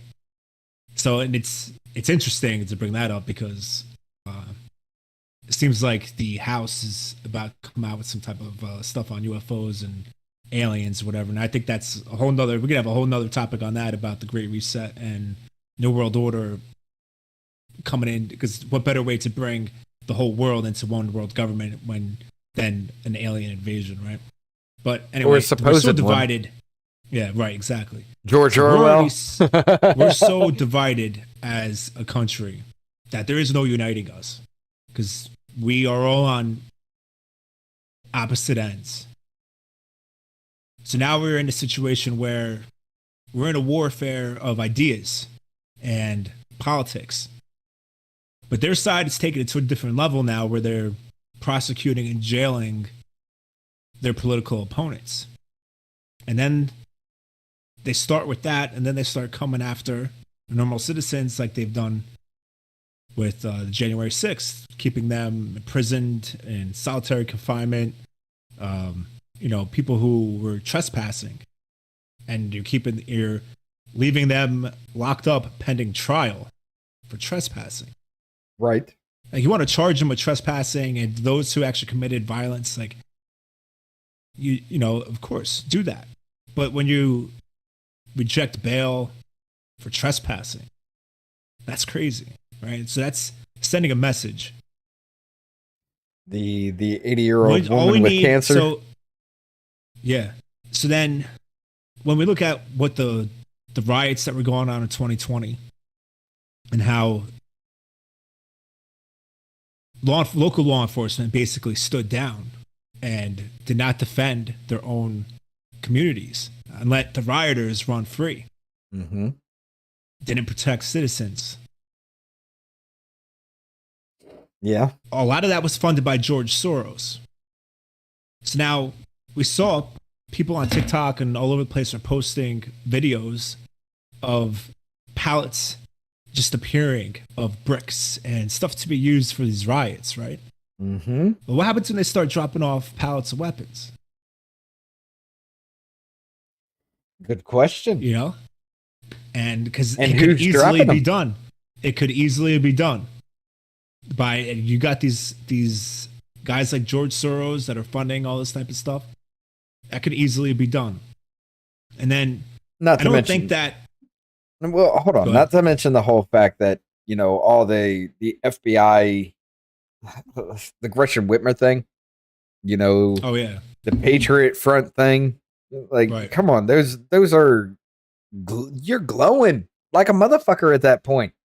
Yeah, You know, and with that, you got things like you were trying to go after Kyle Rittenhouse because he defended himself. every single person involved with that prosecution should be fired. Should be disbarred, fired, because that was a clear case of self-defense. And the fact that they 100%. prosecuted him, jailed him, it drives me crazy. But I'm glad that it worked out for him in the end, but it was so unnecessary for him to go through all of that. right. But if And I it was wasn't actually for if it wasn't for I people was like really Richie, worried. I was really worried about what the outcome of that trial was going to be. I mean, even though because Oh, I it was was so too. blatant self-defense, I was worried that the jury was going to be scared to come down with that verdict. You know, like they were in. well, they spent some of these days other deliberating that shit too. So I was just Yeah. like, no, hold on, they're going to be fucking this kid over. Yeah, But if it wasn't for people like Richie McGinnis and Elijah Schaefer, who were actually on the ground, you know, I think Drew Hernandez was there as well, you know, Yeah. getting this video Yeah. footage, you know, everything. And then all of a sudden it comes out that the FBI had this drone footage that they were trying to Right. hide that would have exonerated the kid from the very beginning. which is kind of interesting. Why was the FBI flying a drone over there? Right. The FBI, Like they knew something was happening. the FBI was flying a drone. I understand if the local police department had a drone, they wanted to fly it, but why was the FBI flying a drone? Exactly. Where else are they flying drones at? Mm-hmm. Oh, they knew about all this shit. Come on, don't play. They knew about it. It was fucking set up from the. I don't know if the whole George Floyd incident was set up. I'm still kind of. I want to say yes because the conspiracy theory behind that kind of makes sense. But I'm going to say no because who would go through that whole process? Then again, did you see the Las Derek Vegas Chauvin's shooting? That's a whole nother thing. Right. But did you see Derek Chauvin's mom's at his trial when she gave a statement? Admittedly, no. Oh man, I didn't see that shit because I knew they were going to throw his ass under the bus. That was heartbreaking, man. But let's go back to that whole verdict. Let me ask you a question. Mm-hmm. How the fuck can you be found guilty of third, second, and manslaughter? Yeah, That's literally saying, well, you didn't mean to kill him, but you did. But you saw him, and you wanted to kill him, and you did. But you didn't do enough damage to kill him. You just didn't do anything to save his ass. Right. What? There's a difference between first, second, third, and manslaughter. The whole situation was horrible from start to finish, right? I mean, right. Just you know, I don't think he intended for that to happen, right? He didn't intend for the guy to die. No, I don't think he did either. But you have a case for manslaughter. All those officers had tunnel vision, hardcore. They could not see what was going on in front of them. Because in any situation, You know, like all law enforcement officers are taught. Somebody's cuffed. You don't leave him on the ground. You sit him up. They could have sat him up, put him up against the car as they waited for an ambulance to come. There was absolutely no reason for them to be piling on him like that after, you know, when he was handcuffed. He was handcuffed the whole time. But no. And that's the case for the manslaughter. Right. And they all got tunnel vision, and they all didn't realize what was going on in front of them. Plus, the bystanders yelling at them and all that stuff didn't help, right? Oh God, no! That made it worse because they were focused on anybody else. Because because now they're wondering if they're going to get attacked or whatever it is, you know. But especially with all the defund the police shit, they should have just sat him there against the car, you know. So, but they were trying to get him with first degree murder for a while, you know, and that's that's premeditated. Like they had to been like, I want to kill this guy, you know, like they were trying to get that to stick. Because apparently they knew each other from like a nightclub or something where they had an interaction. He's just like, no, that's not going to stick. But to tell you the truth, I think that I think they made a bad case that, when I watched the trial, I think there was compelling evidence that it was the drugs that caused him to die, not the way he was being restrained. I mean, the restraint could have done some damage enough to get to that. But yes, he was going into cardiac arrest before he was even placed into that vehicle. I mean, when you watch that body camera footage, the dude was literally walked to the vehicle and dropped to his knees. He was already saying, I can't breathe. He was already and just started panicking. He started panicking in the back of the car. You know, he was. So going that's enough. That's enough arrest. That's enough to raise your heart rate to a level to where, because I think I don't remember exactly what drugs were in his system. Fentanyl and methamphetamine. Fentanyl itself could kill you. Just a little bit will kill you. 4 times the lethal dose of fentanyl, and I think it was like 1.5 to 2 times the lethal dose of methamphetamine. He was speedballing. It was fentanyl and meth together.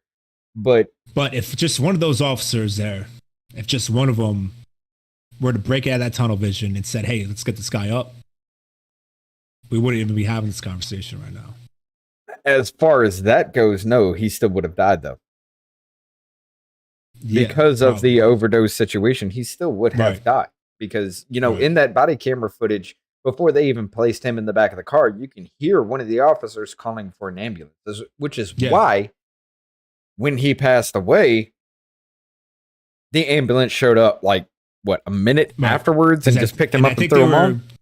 Because he was acting, he was erratic. So I think they were trying to restrain him until the ambulance came, is what I think was going on. But you don't do it like that. No. Like, even if you were to sit him up and he'd still be wailing around, he's still on the floor, and you could just let him wail around until you don't have to. You guys could all step away and just let him. I understand not letting him hurt himself kind of situation. Right, of course, you don't want him to hurt himself. Yeah, of course. You don't need 3 motherfuckers kneeling on the son of a bitch to just be like, all right, dude, calm down. Some shit's happening to you. We get it. Especially when he stopped moving and you stayed on top of him. Yeah, that was way too fucking far. I will admit, and that's where I say the manslaughter charge. That's another thing that everybody's taught. Once they stop resisting, it's over. Right. You get up. They're not resisting. But because of the crowd and everybody around them, everybody was focused on the crowd, thinking maybe we might be attacked or something like that. There's a lot of things that went wrong in that whole situation. Oh yeah, but that is what led up to the riots in 2020 that we saw all over the place. Like you said, well, nobody had ever tried to calm that down. Let's even go farther back to that, because that starts with Michael Brown, Freddie Gray in Baltimore. Ooh. Back in 2014, 2015. When in Baltimore, you had the mayor actually tell the police, let them riot. If they start damaging property, let them do it. Because it's just property. Yeah. Send, what do people, what do this, if they're breaking your business that you put all your money into, what do? And so you get situations like the rooftop cranes during the Watts riots Or David Dorn. back in David Dorn. Exactly. You know, that whole situation, when they're allowed to do that kind of shit, what do you expect people to do? Right. I mean, I'm sorry, if you come into my home, like that dude that was, what was that one? Where supposedly The husband two and wife? girls. No, there was supposedly two Oh. girls were kidnapped, and BLM thought it was in somebody's house. He was in his house and had a shotgun and pointed the shotgun at the rioters and everything that had already lit his house on fire. And I didn't hear about this one. oh yeah, they were That's crazy. outside his house thinking that those two girls that were kidnapped were inside his house. They lit his house on fire. Number one, if there's kidnapped victims in somebody's house, why are you going to light the Why are you fucking setting house on on fire? fire? Right. That's crazy. But So what he happened was- with that? So they lit his house on fire, and what did he do? Oh yeah, no. The fire department came out. They put the house out, right? And they were still at the house, still going out, shining lasers and lights in his house and everything. This son of a bitch gets fed up with it, takes a shotgun, points it out through the window at him. They call the fucking cops. Now, mind you, defund the police was a thing at that time. They called the fucking cops, and the cops arrested the man. And they burnt his house. Well, they didn't burn it down, but they did set it on fire again after he was arrested. Where did this take place? Oh, God, I don't remember exactly where. I'll have to look that up. But yeah. That's crazy. That's nuts. But yeah, they had set his house on fire again after he was arrested for defending his own property. He's inside his house. He pointed a shotgun out the window. Maybe a bad idea. You could say that. But these sons of bitches already lit his house on fire once, thinking that there's girls kidnapped in here. They arrest the dude. They clear the fucking house. Why are you going to burn his house again? That's wild. And they didn't get arrested for burning his house? Arson? Nope. They let it fucking happen. Unreal. Then you got the Chaz Chop incident and everything like that. Oh yeah. Oh, all those people. Oh, that whole was thing. Like, three died the in whole there? summer.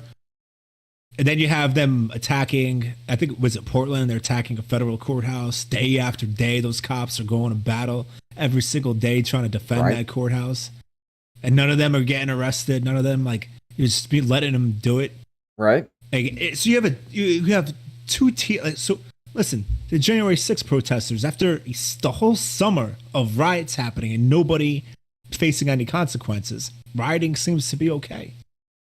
I mean, that's what we're told. You know, Up until Seems like January 6th when it happened in their back exactly. fucking yard. Right. I mean, then all of a sudden it's Hold on. you have AOC. You have AOC posting on Twitter that protests are supposed to be uncomfortable. And then who was it from CNN? Jake Tapper or one of them was No, that was tweets Chris out- Cuomo. Chris Cuomo, who said that protests are supposed to be peaceful. Right. It's in the fucking Constitution, you son of a bitch. But it's only if it's on their side do they agree Right. with it. So it's the other side, then no way. So we are so polarized as a country now. I don't think that if it's going to get bad enough to where we actually start seeing actual fighting, I feel like that's going to come after our whole government institution collapses, because then you'll have different groups trying to take power. Well, And I don't think that's going to happen while we have an actual functioning government. So it would have to get to the point where at least our local governments are breaking down, and possibly the federal government breaks down well, see to that actually see. you're reaching a good point, and this was where I was going to push back about this. You know, I've been thinking to the whole point. You know, Civil War it's still to a point to where it's on the table, but not much as it used to be. Especially with this raid on Mar-a-Lago, you got prominent left-leaning anti-Trump motherfuckers saying, "You've gone too far. What the fuck?" And then all this comes out, and now people are just like, you know, even CNN is just like, Biden's fucking horrible.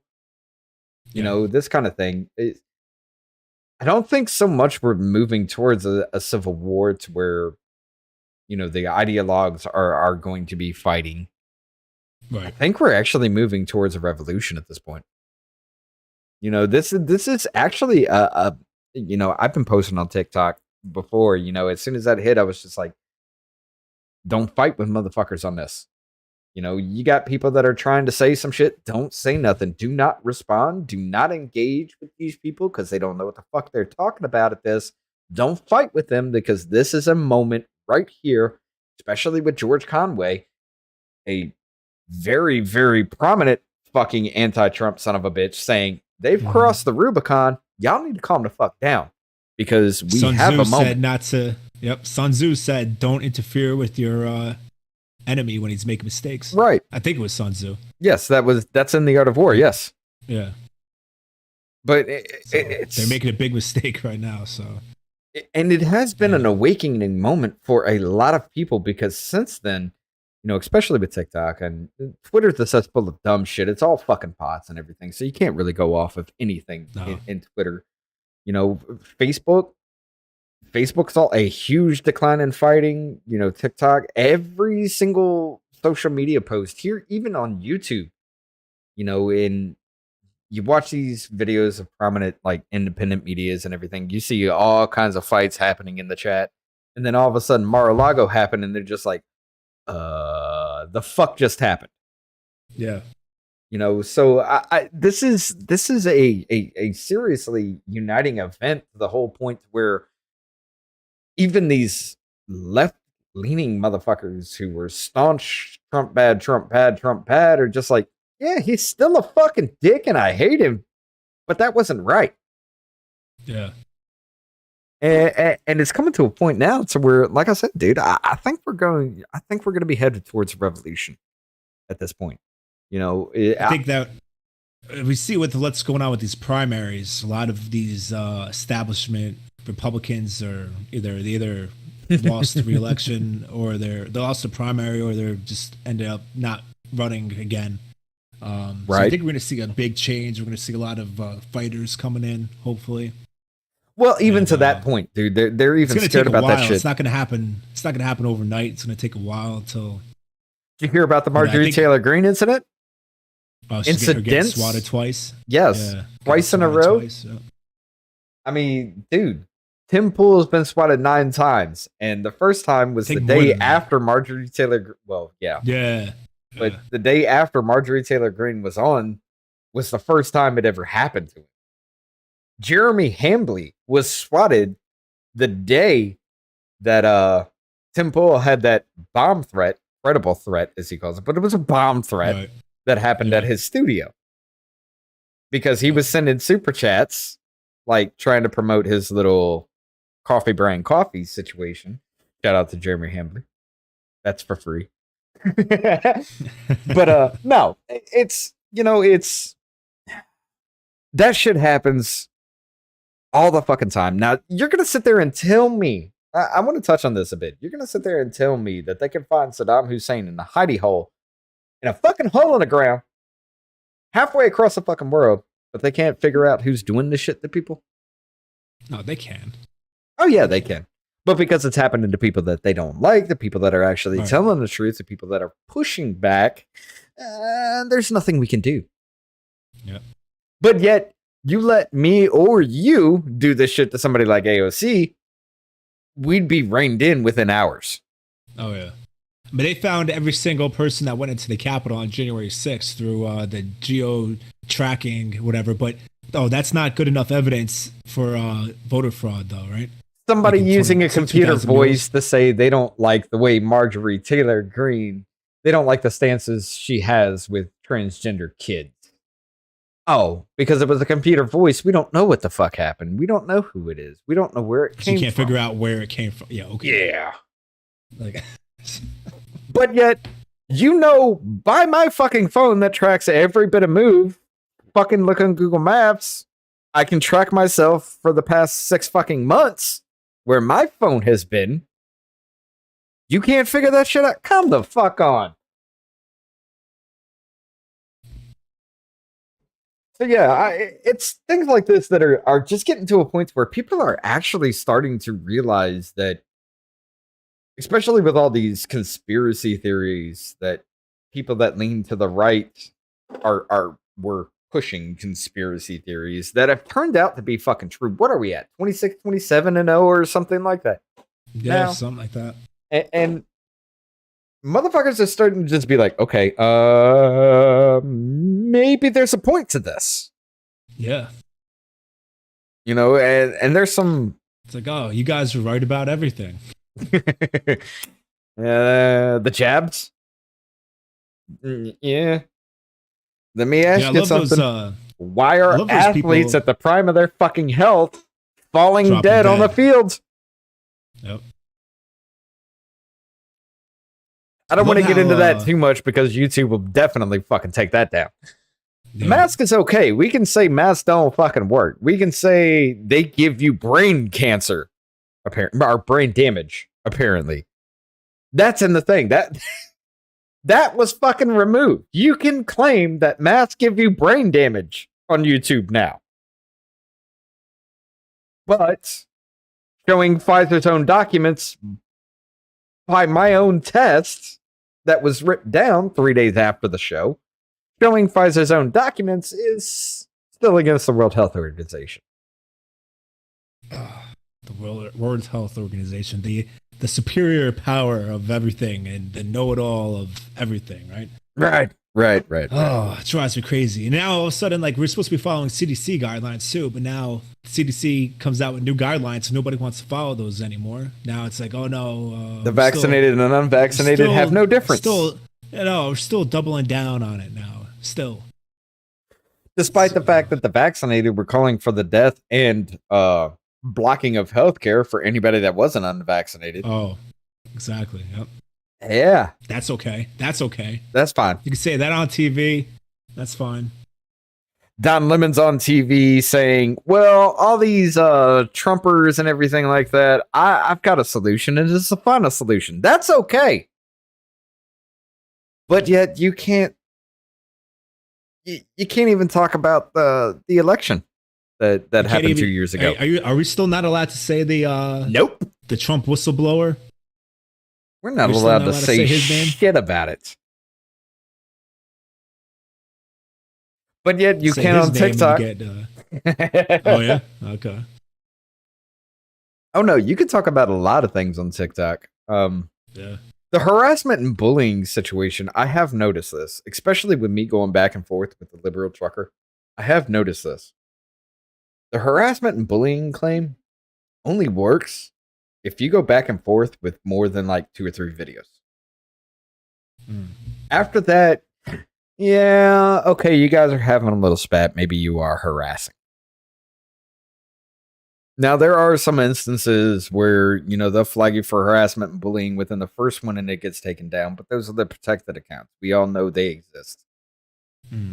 Or they'll, for me, because I rarely ever show my face on the TikToks for the account for the show.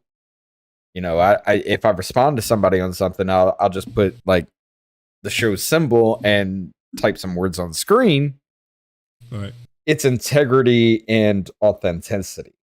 That's the only thing they can hit me for. The only other one they did, and this is how I figured out the harassment and bullying thing, because I went back and forth with a whole bunch of people from the liberal truckers mass reporting army. I went back and forth with a whole bunch of them and did a little video with, you know, tagging the liberal trucker. Like, it was like the 3rd, 4th one. And then it was just like, okay, now you are harassing and bullying. And I was like, okay, that's where they draw the line with that. Once you go back and forth with somebody, I don't engage in the comments too much. Once in a while, I'll chime in, but that's where they get you, dude. That's where they actually get you, though. Because a lot of times I like other people will go at it, and I'll just watch that. And like I said before, I think TikTok actually thinks that I'm some kind of journalist, because you cannot report for integrity and authenticity. That's not in the report section. So that is TikTok itself. And they've gone after news article after news article after news article. And I appeal it and I win it every fucking time. That's interesting. And all I do is post a screenshot of where the news article is and the publisher, and that's it. If I can't get it in one screenshot, I don't post it. Right. And I have literally watched it in all three accounts. I have literally watched the people red pill themselves. Like, I'll intervene in some disputes once in a while when it gets a little bit out of control. I'll intervene and call somebody out. Or, in the whole case, like we were talking before, there were people just saying, with the whole Marjorie Taylor Greene thing, it's just good, keep doing it. And I'm just like, okay, so you think sweating is good? What happens if you get sweated? Should that be a thing? Should I do that to you? And they shut the fuck up and block. But it's, I have seen the people actually red pill themselves, and it's fucking amazing, dude. Because these motherfuckers are bringing the heat on this fucking channel. There are some times where it'll just fall apart and I'll just be like, whatever kind of situation. But I have actually sat there and watched people go back and forth creating videos and things like that to where they'll go back and forth with each other. And these people are actually waking up. They're paying attention. They're looking. And I have seen multiple instances where somebody's actually wrong about everything. Just be like, holy shit, what is happening? And that's where the conversation begins. Root is pretty good at going back and forth, creating videos. Like sometimes that shows up in my stuff, and I'm like, where did this even originate? And I'm going down this rabbit hole trying to see where this conversation even started. And it's 5-second little video about. Yeah, that's right. What about this? This dude is fucking amazing with it, and I love Root. I don't agree with a lot of his shit. He does get me kind of thinking. He does get me questioning my own thoughts and everything, and I love the man. Right. Yeah. I want to have him back on, because, damn, we have some good conversations. Yeah. But, yeah, he's good at it. He's good. Yeah. I want to have Millennial Spike Lee on, too, because I think that would be one hell of a conversation as well. Have you ever seen him? No. Oh, dude, you need to check him out. Like, all right, the whole point of him is he's in his own special little niche. Okay, I believe he's ex-military. He's a black gay dude, and all he does is highlight, comments or something like that. He'll start a conversation with posting a little news article and saying his things and just watching chat, and then he'll highlight chats and just be like, let's talk about it. And he goes through the whole thing of it's when he has his lives and everything, he's not trying to interject with him, his thoughts and his beliefs. He lets the people that are on his show talk, and he'll push back if they're wrong, or he'll push back with his thoughts and everything like that, and he lets them go. Cool. I love the dude. I love watching his lives. I love watching his little videos and looking at what's his name again? Millennial Spike Lee. Millennial Spike Lee. I would love to have him on and just pick his brain for a little bit. But yeah, as far as that goes, it's, the people are actually fucking waking up. Some like all right, Alex Perlman, have you come across him? No. That is the funniest fucking red pill I have ever seen. Look up his account. All right. I mean, it's fucking hilarious. Like, the dude's like, he rags on everybody. But we come across him a little bit, and we just give him a little bit of things, and then we backed off a little bit. This dude actually does look up these things. He does read these articles. He does think for himself. You need to watch the videos where he figured out that Mitch McConnell's real name is Addison Mitchell McConnell. Dude fucking lost it. He fucking lost it. He's like, I didn't know that. Oh, God, you got to look it the fuck up, dude. Because he's like, you ever had your rights taken away by a bitch named Addison? And then he stitched his own video with like his beard shaved off, and he's like, "All right, I got drunk, and now I look like such and such, but that's not the fucking point." Dude's fucking hilarious with it, and watching his like he's left leaning as fuck, and he still is, and he still attacks Republicans somewhat relentlessly, but he's just like, y'all make some fair fucking points with this. We need to dive in a little bit. And that's that's all you can ask for, for people on the other side that are willing to have those types of conversations, right. And the fact that he actually looked into this shit, because a bunch of us from our group were just like, we do something, we give him a little bit of information, and then we knew he was looking in, and then we just let him react to it himself. Watching his red pill journey was fucking amazing. But he's one of those people I would love to have him on too, because I think that would be one hell of a trip where we're just bouncing off ideas from each other, because the dude's funny as hell. But watching people, especially off TikTok, and like I said, we are winning the war on TikTok itself. This is where the battleground is. It's informational warfare at this point. We haven't gone hot in anything yet. There is still that risk, but because of the informational warfare that we've been going through, and the cesspool that TikTok is on the political side, we're fucking winning, dude. Yeah. We're starting to dominate. And it's apparent that we're winning because of how desperate they've become and how they're taking these crazy actions, because it's like their last stand, Right. And everybody's just like, even some crazy ass anti-Trumper people are just like, the fuck is happening? Right. I don't agree with this. I don't give a shit. Oh, we had nuclear documents? Like I brought up. I can Google all that shit. What the fuck are they talking about? Why did you walk in? And now this shit, this information is already spreading through TikTok, and I would love to see how some of these major creators are going to react to that. I already know some people like, Obi-Wan Kenobi. He's just gonna be like, you don't understand it. You don't see it. You don't do that. Shut the fuck up, dude. I mean, I remember this attorney came up in my feed on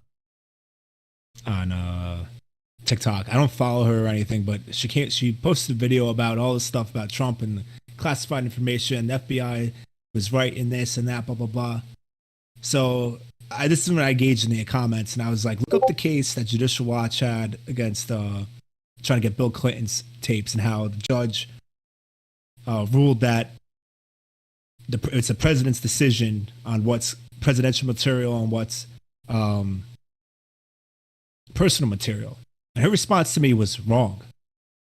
And I was like, what do you mean wrong? What's wrong, right? So she got triggered, and she just went into this whole big rant. And I was like, you're not even going to look up the case that I told you to look up. She's like, nope, have a nice day, blah, blah, blah. I was like, you're not a serious person then, like you're not a serious, you claim to be an attorney, but it's just crazy. I don't know. I don't understand what some people are just will never admit when they get something wrong, Oh, hell no, they're not. They will never do that shit, dude. And damn it, Abel, calm down.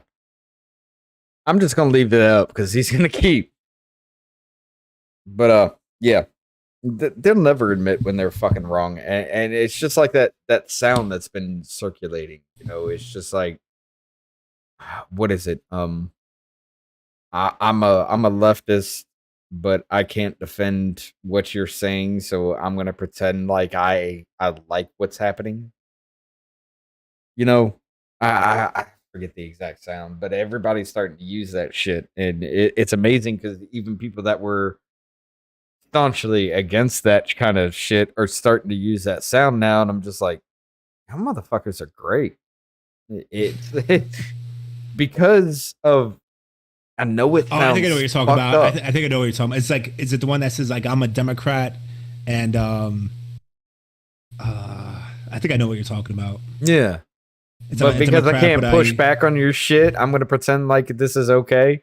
Something like that. Something to that effect. Yeah, I think I saw that. I saw that today for the first time. Yeah.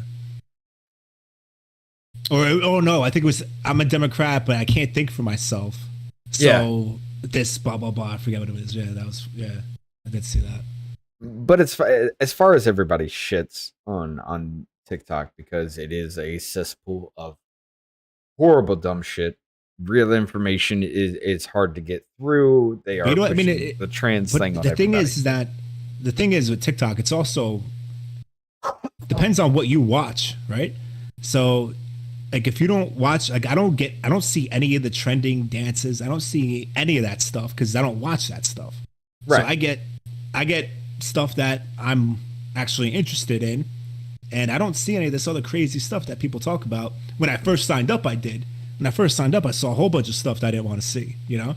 But then once it's the algorithm starts knowing what you're into, then you stop seeing the stuff that you're not. What you react to, So, how long you stay on the video, if you comment, if you like, that kind of situation. See, that's why when I go through my little TikTok feed when I play around on TikTok, I spend at least 10 seconds on every video. Even if I like it or not, even if it's some dumb shit like the lives and everything, I'll go in there, spend 10, 15 seconds, 20 seconds just checking that shit out, seeing what people are saying. No matter what it is, I keep my algorithm guessing on me. So they're throwing everything at me. You know, and that's where I get the weird shit that happens, the Jeffrey Marsh situation, the growing with MXT, that kind of thing. That's where I'm getting that because I literally watch at least 10, 15 seconds of every video. So the algorithm's like, what the fuck is this dude doing? What are you interested in? And it's literally everything because I want to see what the fuck's happening. Right. But yeah, it's that algorithm shift. You know, when you scroll through it and somebody says, "Hey, I want to talk about this," and then you scroll through again, you're telling the algorithm, "I don't want to see that shit." You know, if you don't like the video, okay, so that's not what you're thinking. You know, I don't like a lot of shit unless it's somebody I know.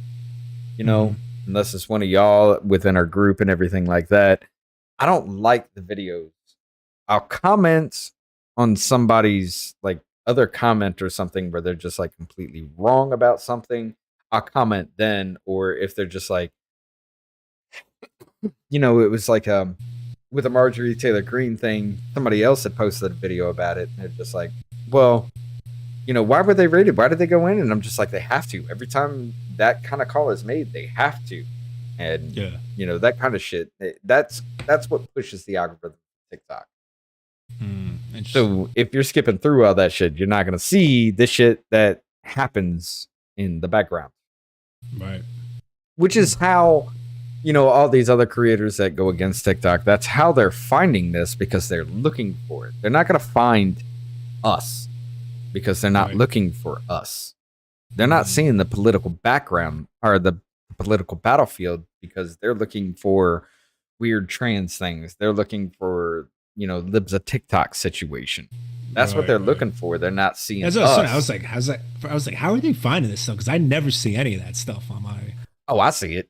I see the weird, crazy shit. I'll watch it just to keep it on my feed, just to be like, what the fuck's happening? But I don't I don't comment. I pass. I get a lot of like murder mystery stuff and like a bunch of like stuff like that. Man. I don't know. When I see some of the creators coming around on my For You page, especially like 1776, It's Time to Stand, Freely Ashley, the people that I've been involved with since I started my TikTok journey, I'll definitely like, comment, and watch the whole video to kind of push that algorithm out a little bit further. Especially with your shit when I come across yours, which I don't see a lot of your shit anymore. I don't know why. Well, I haven't posted anything in a while. Well, that's probably why. I've been dealing with this eye thing, so waiting for this eye thing to clear up before I get on there. But listen, my daughters are saying they're hungry, so okay. I gotta go cook. All right, final thoughts here then. Where do you think we're headed? I think that, tell you the truth, I don't know. I'm not afraid to say that I don't know. Because I could see it going both ways. I could see it going. Trump gets arrested, indicted, can't run. It's gonna be a whole thing. And then I see it could go. They don't do anything. It's all for political theater, and it's gonna be like another 2020 election. On my optimistic side, I want to say that we're gonna get a lot of swamp rats out come November.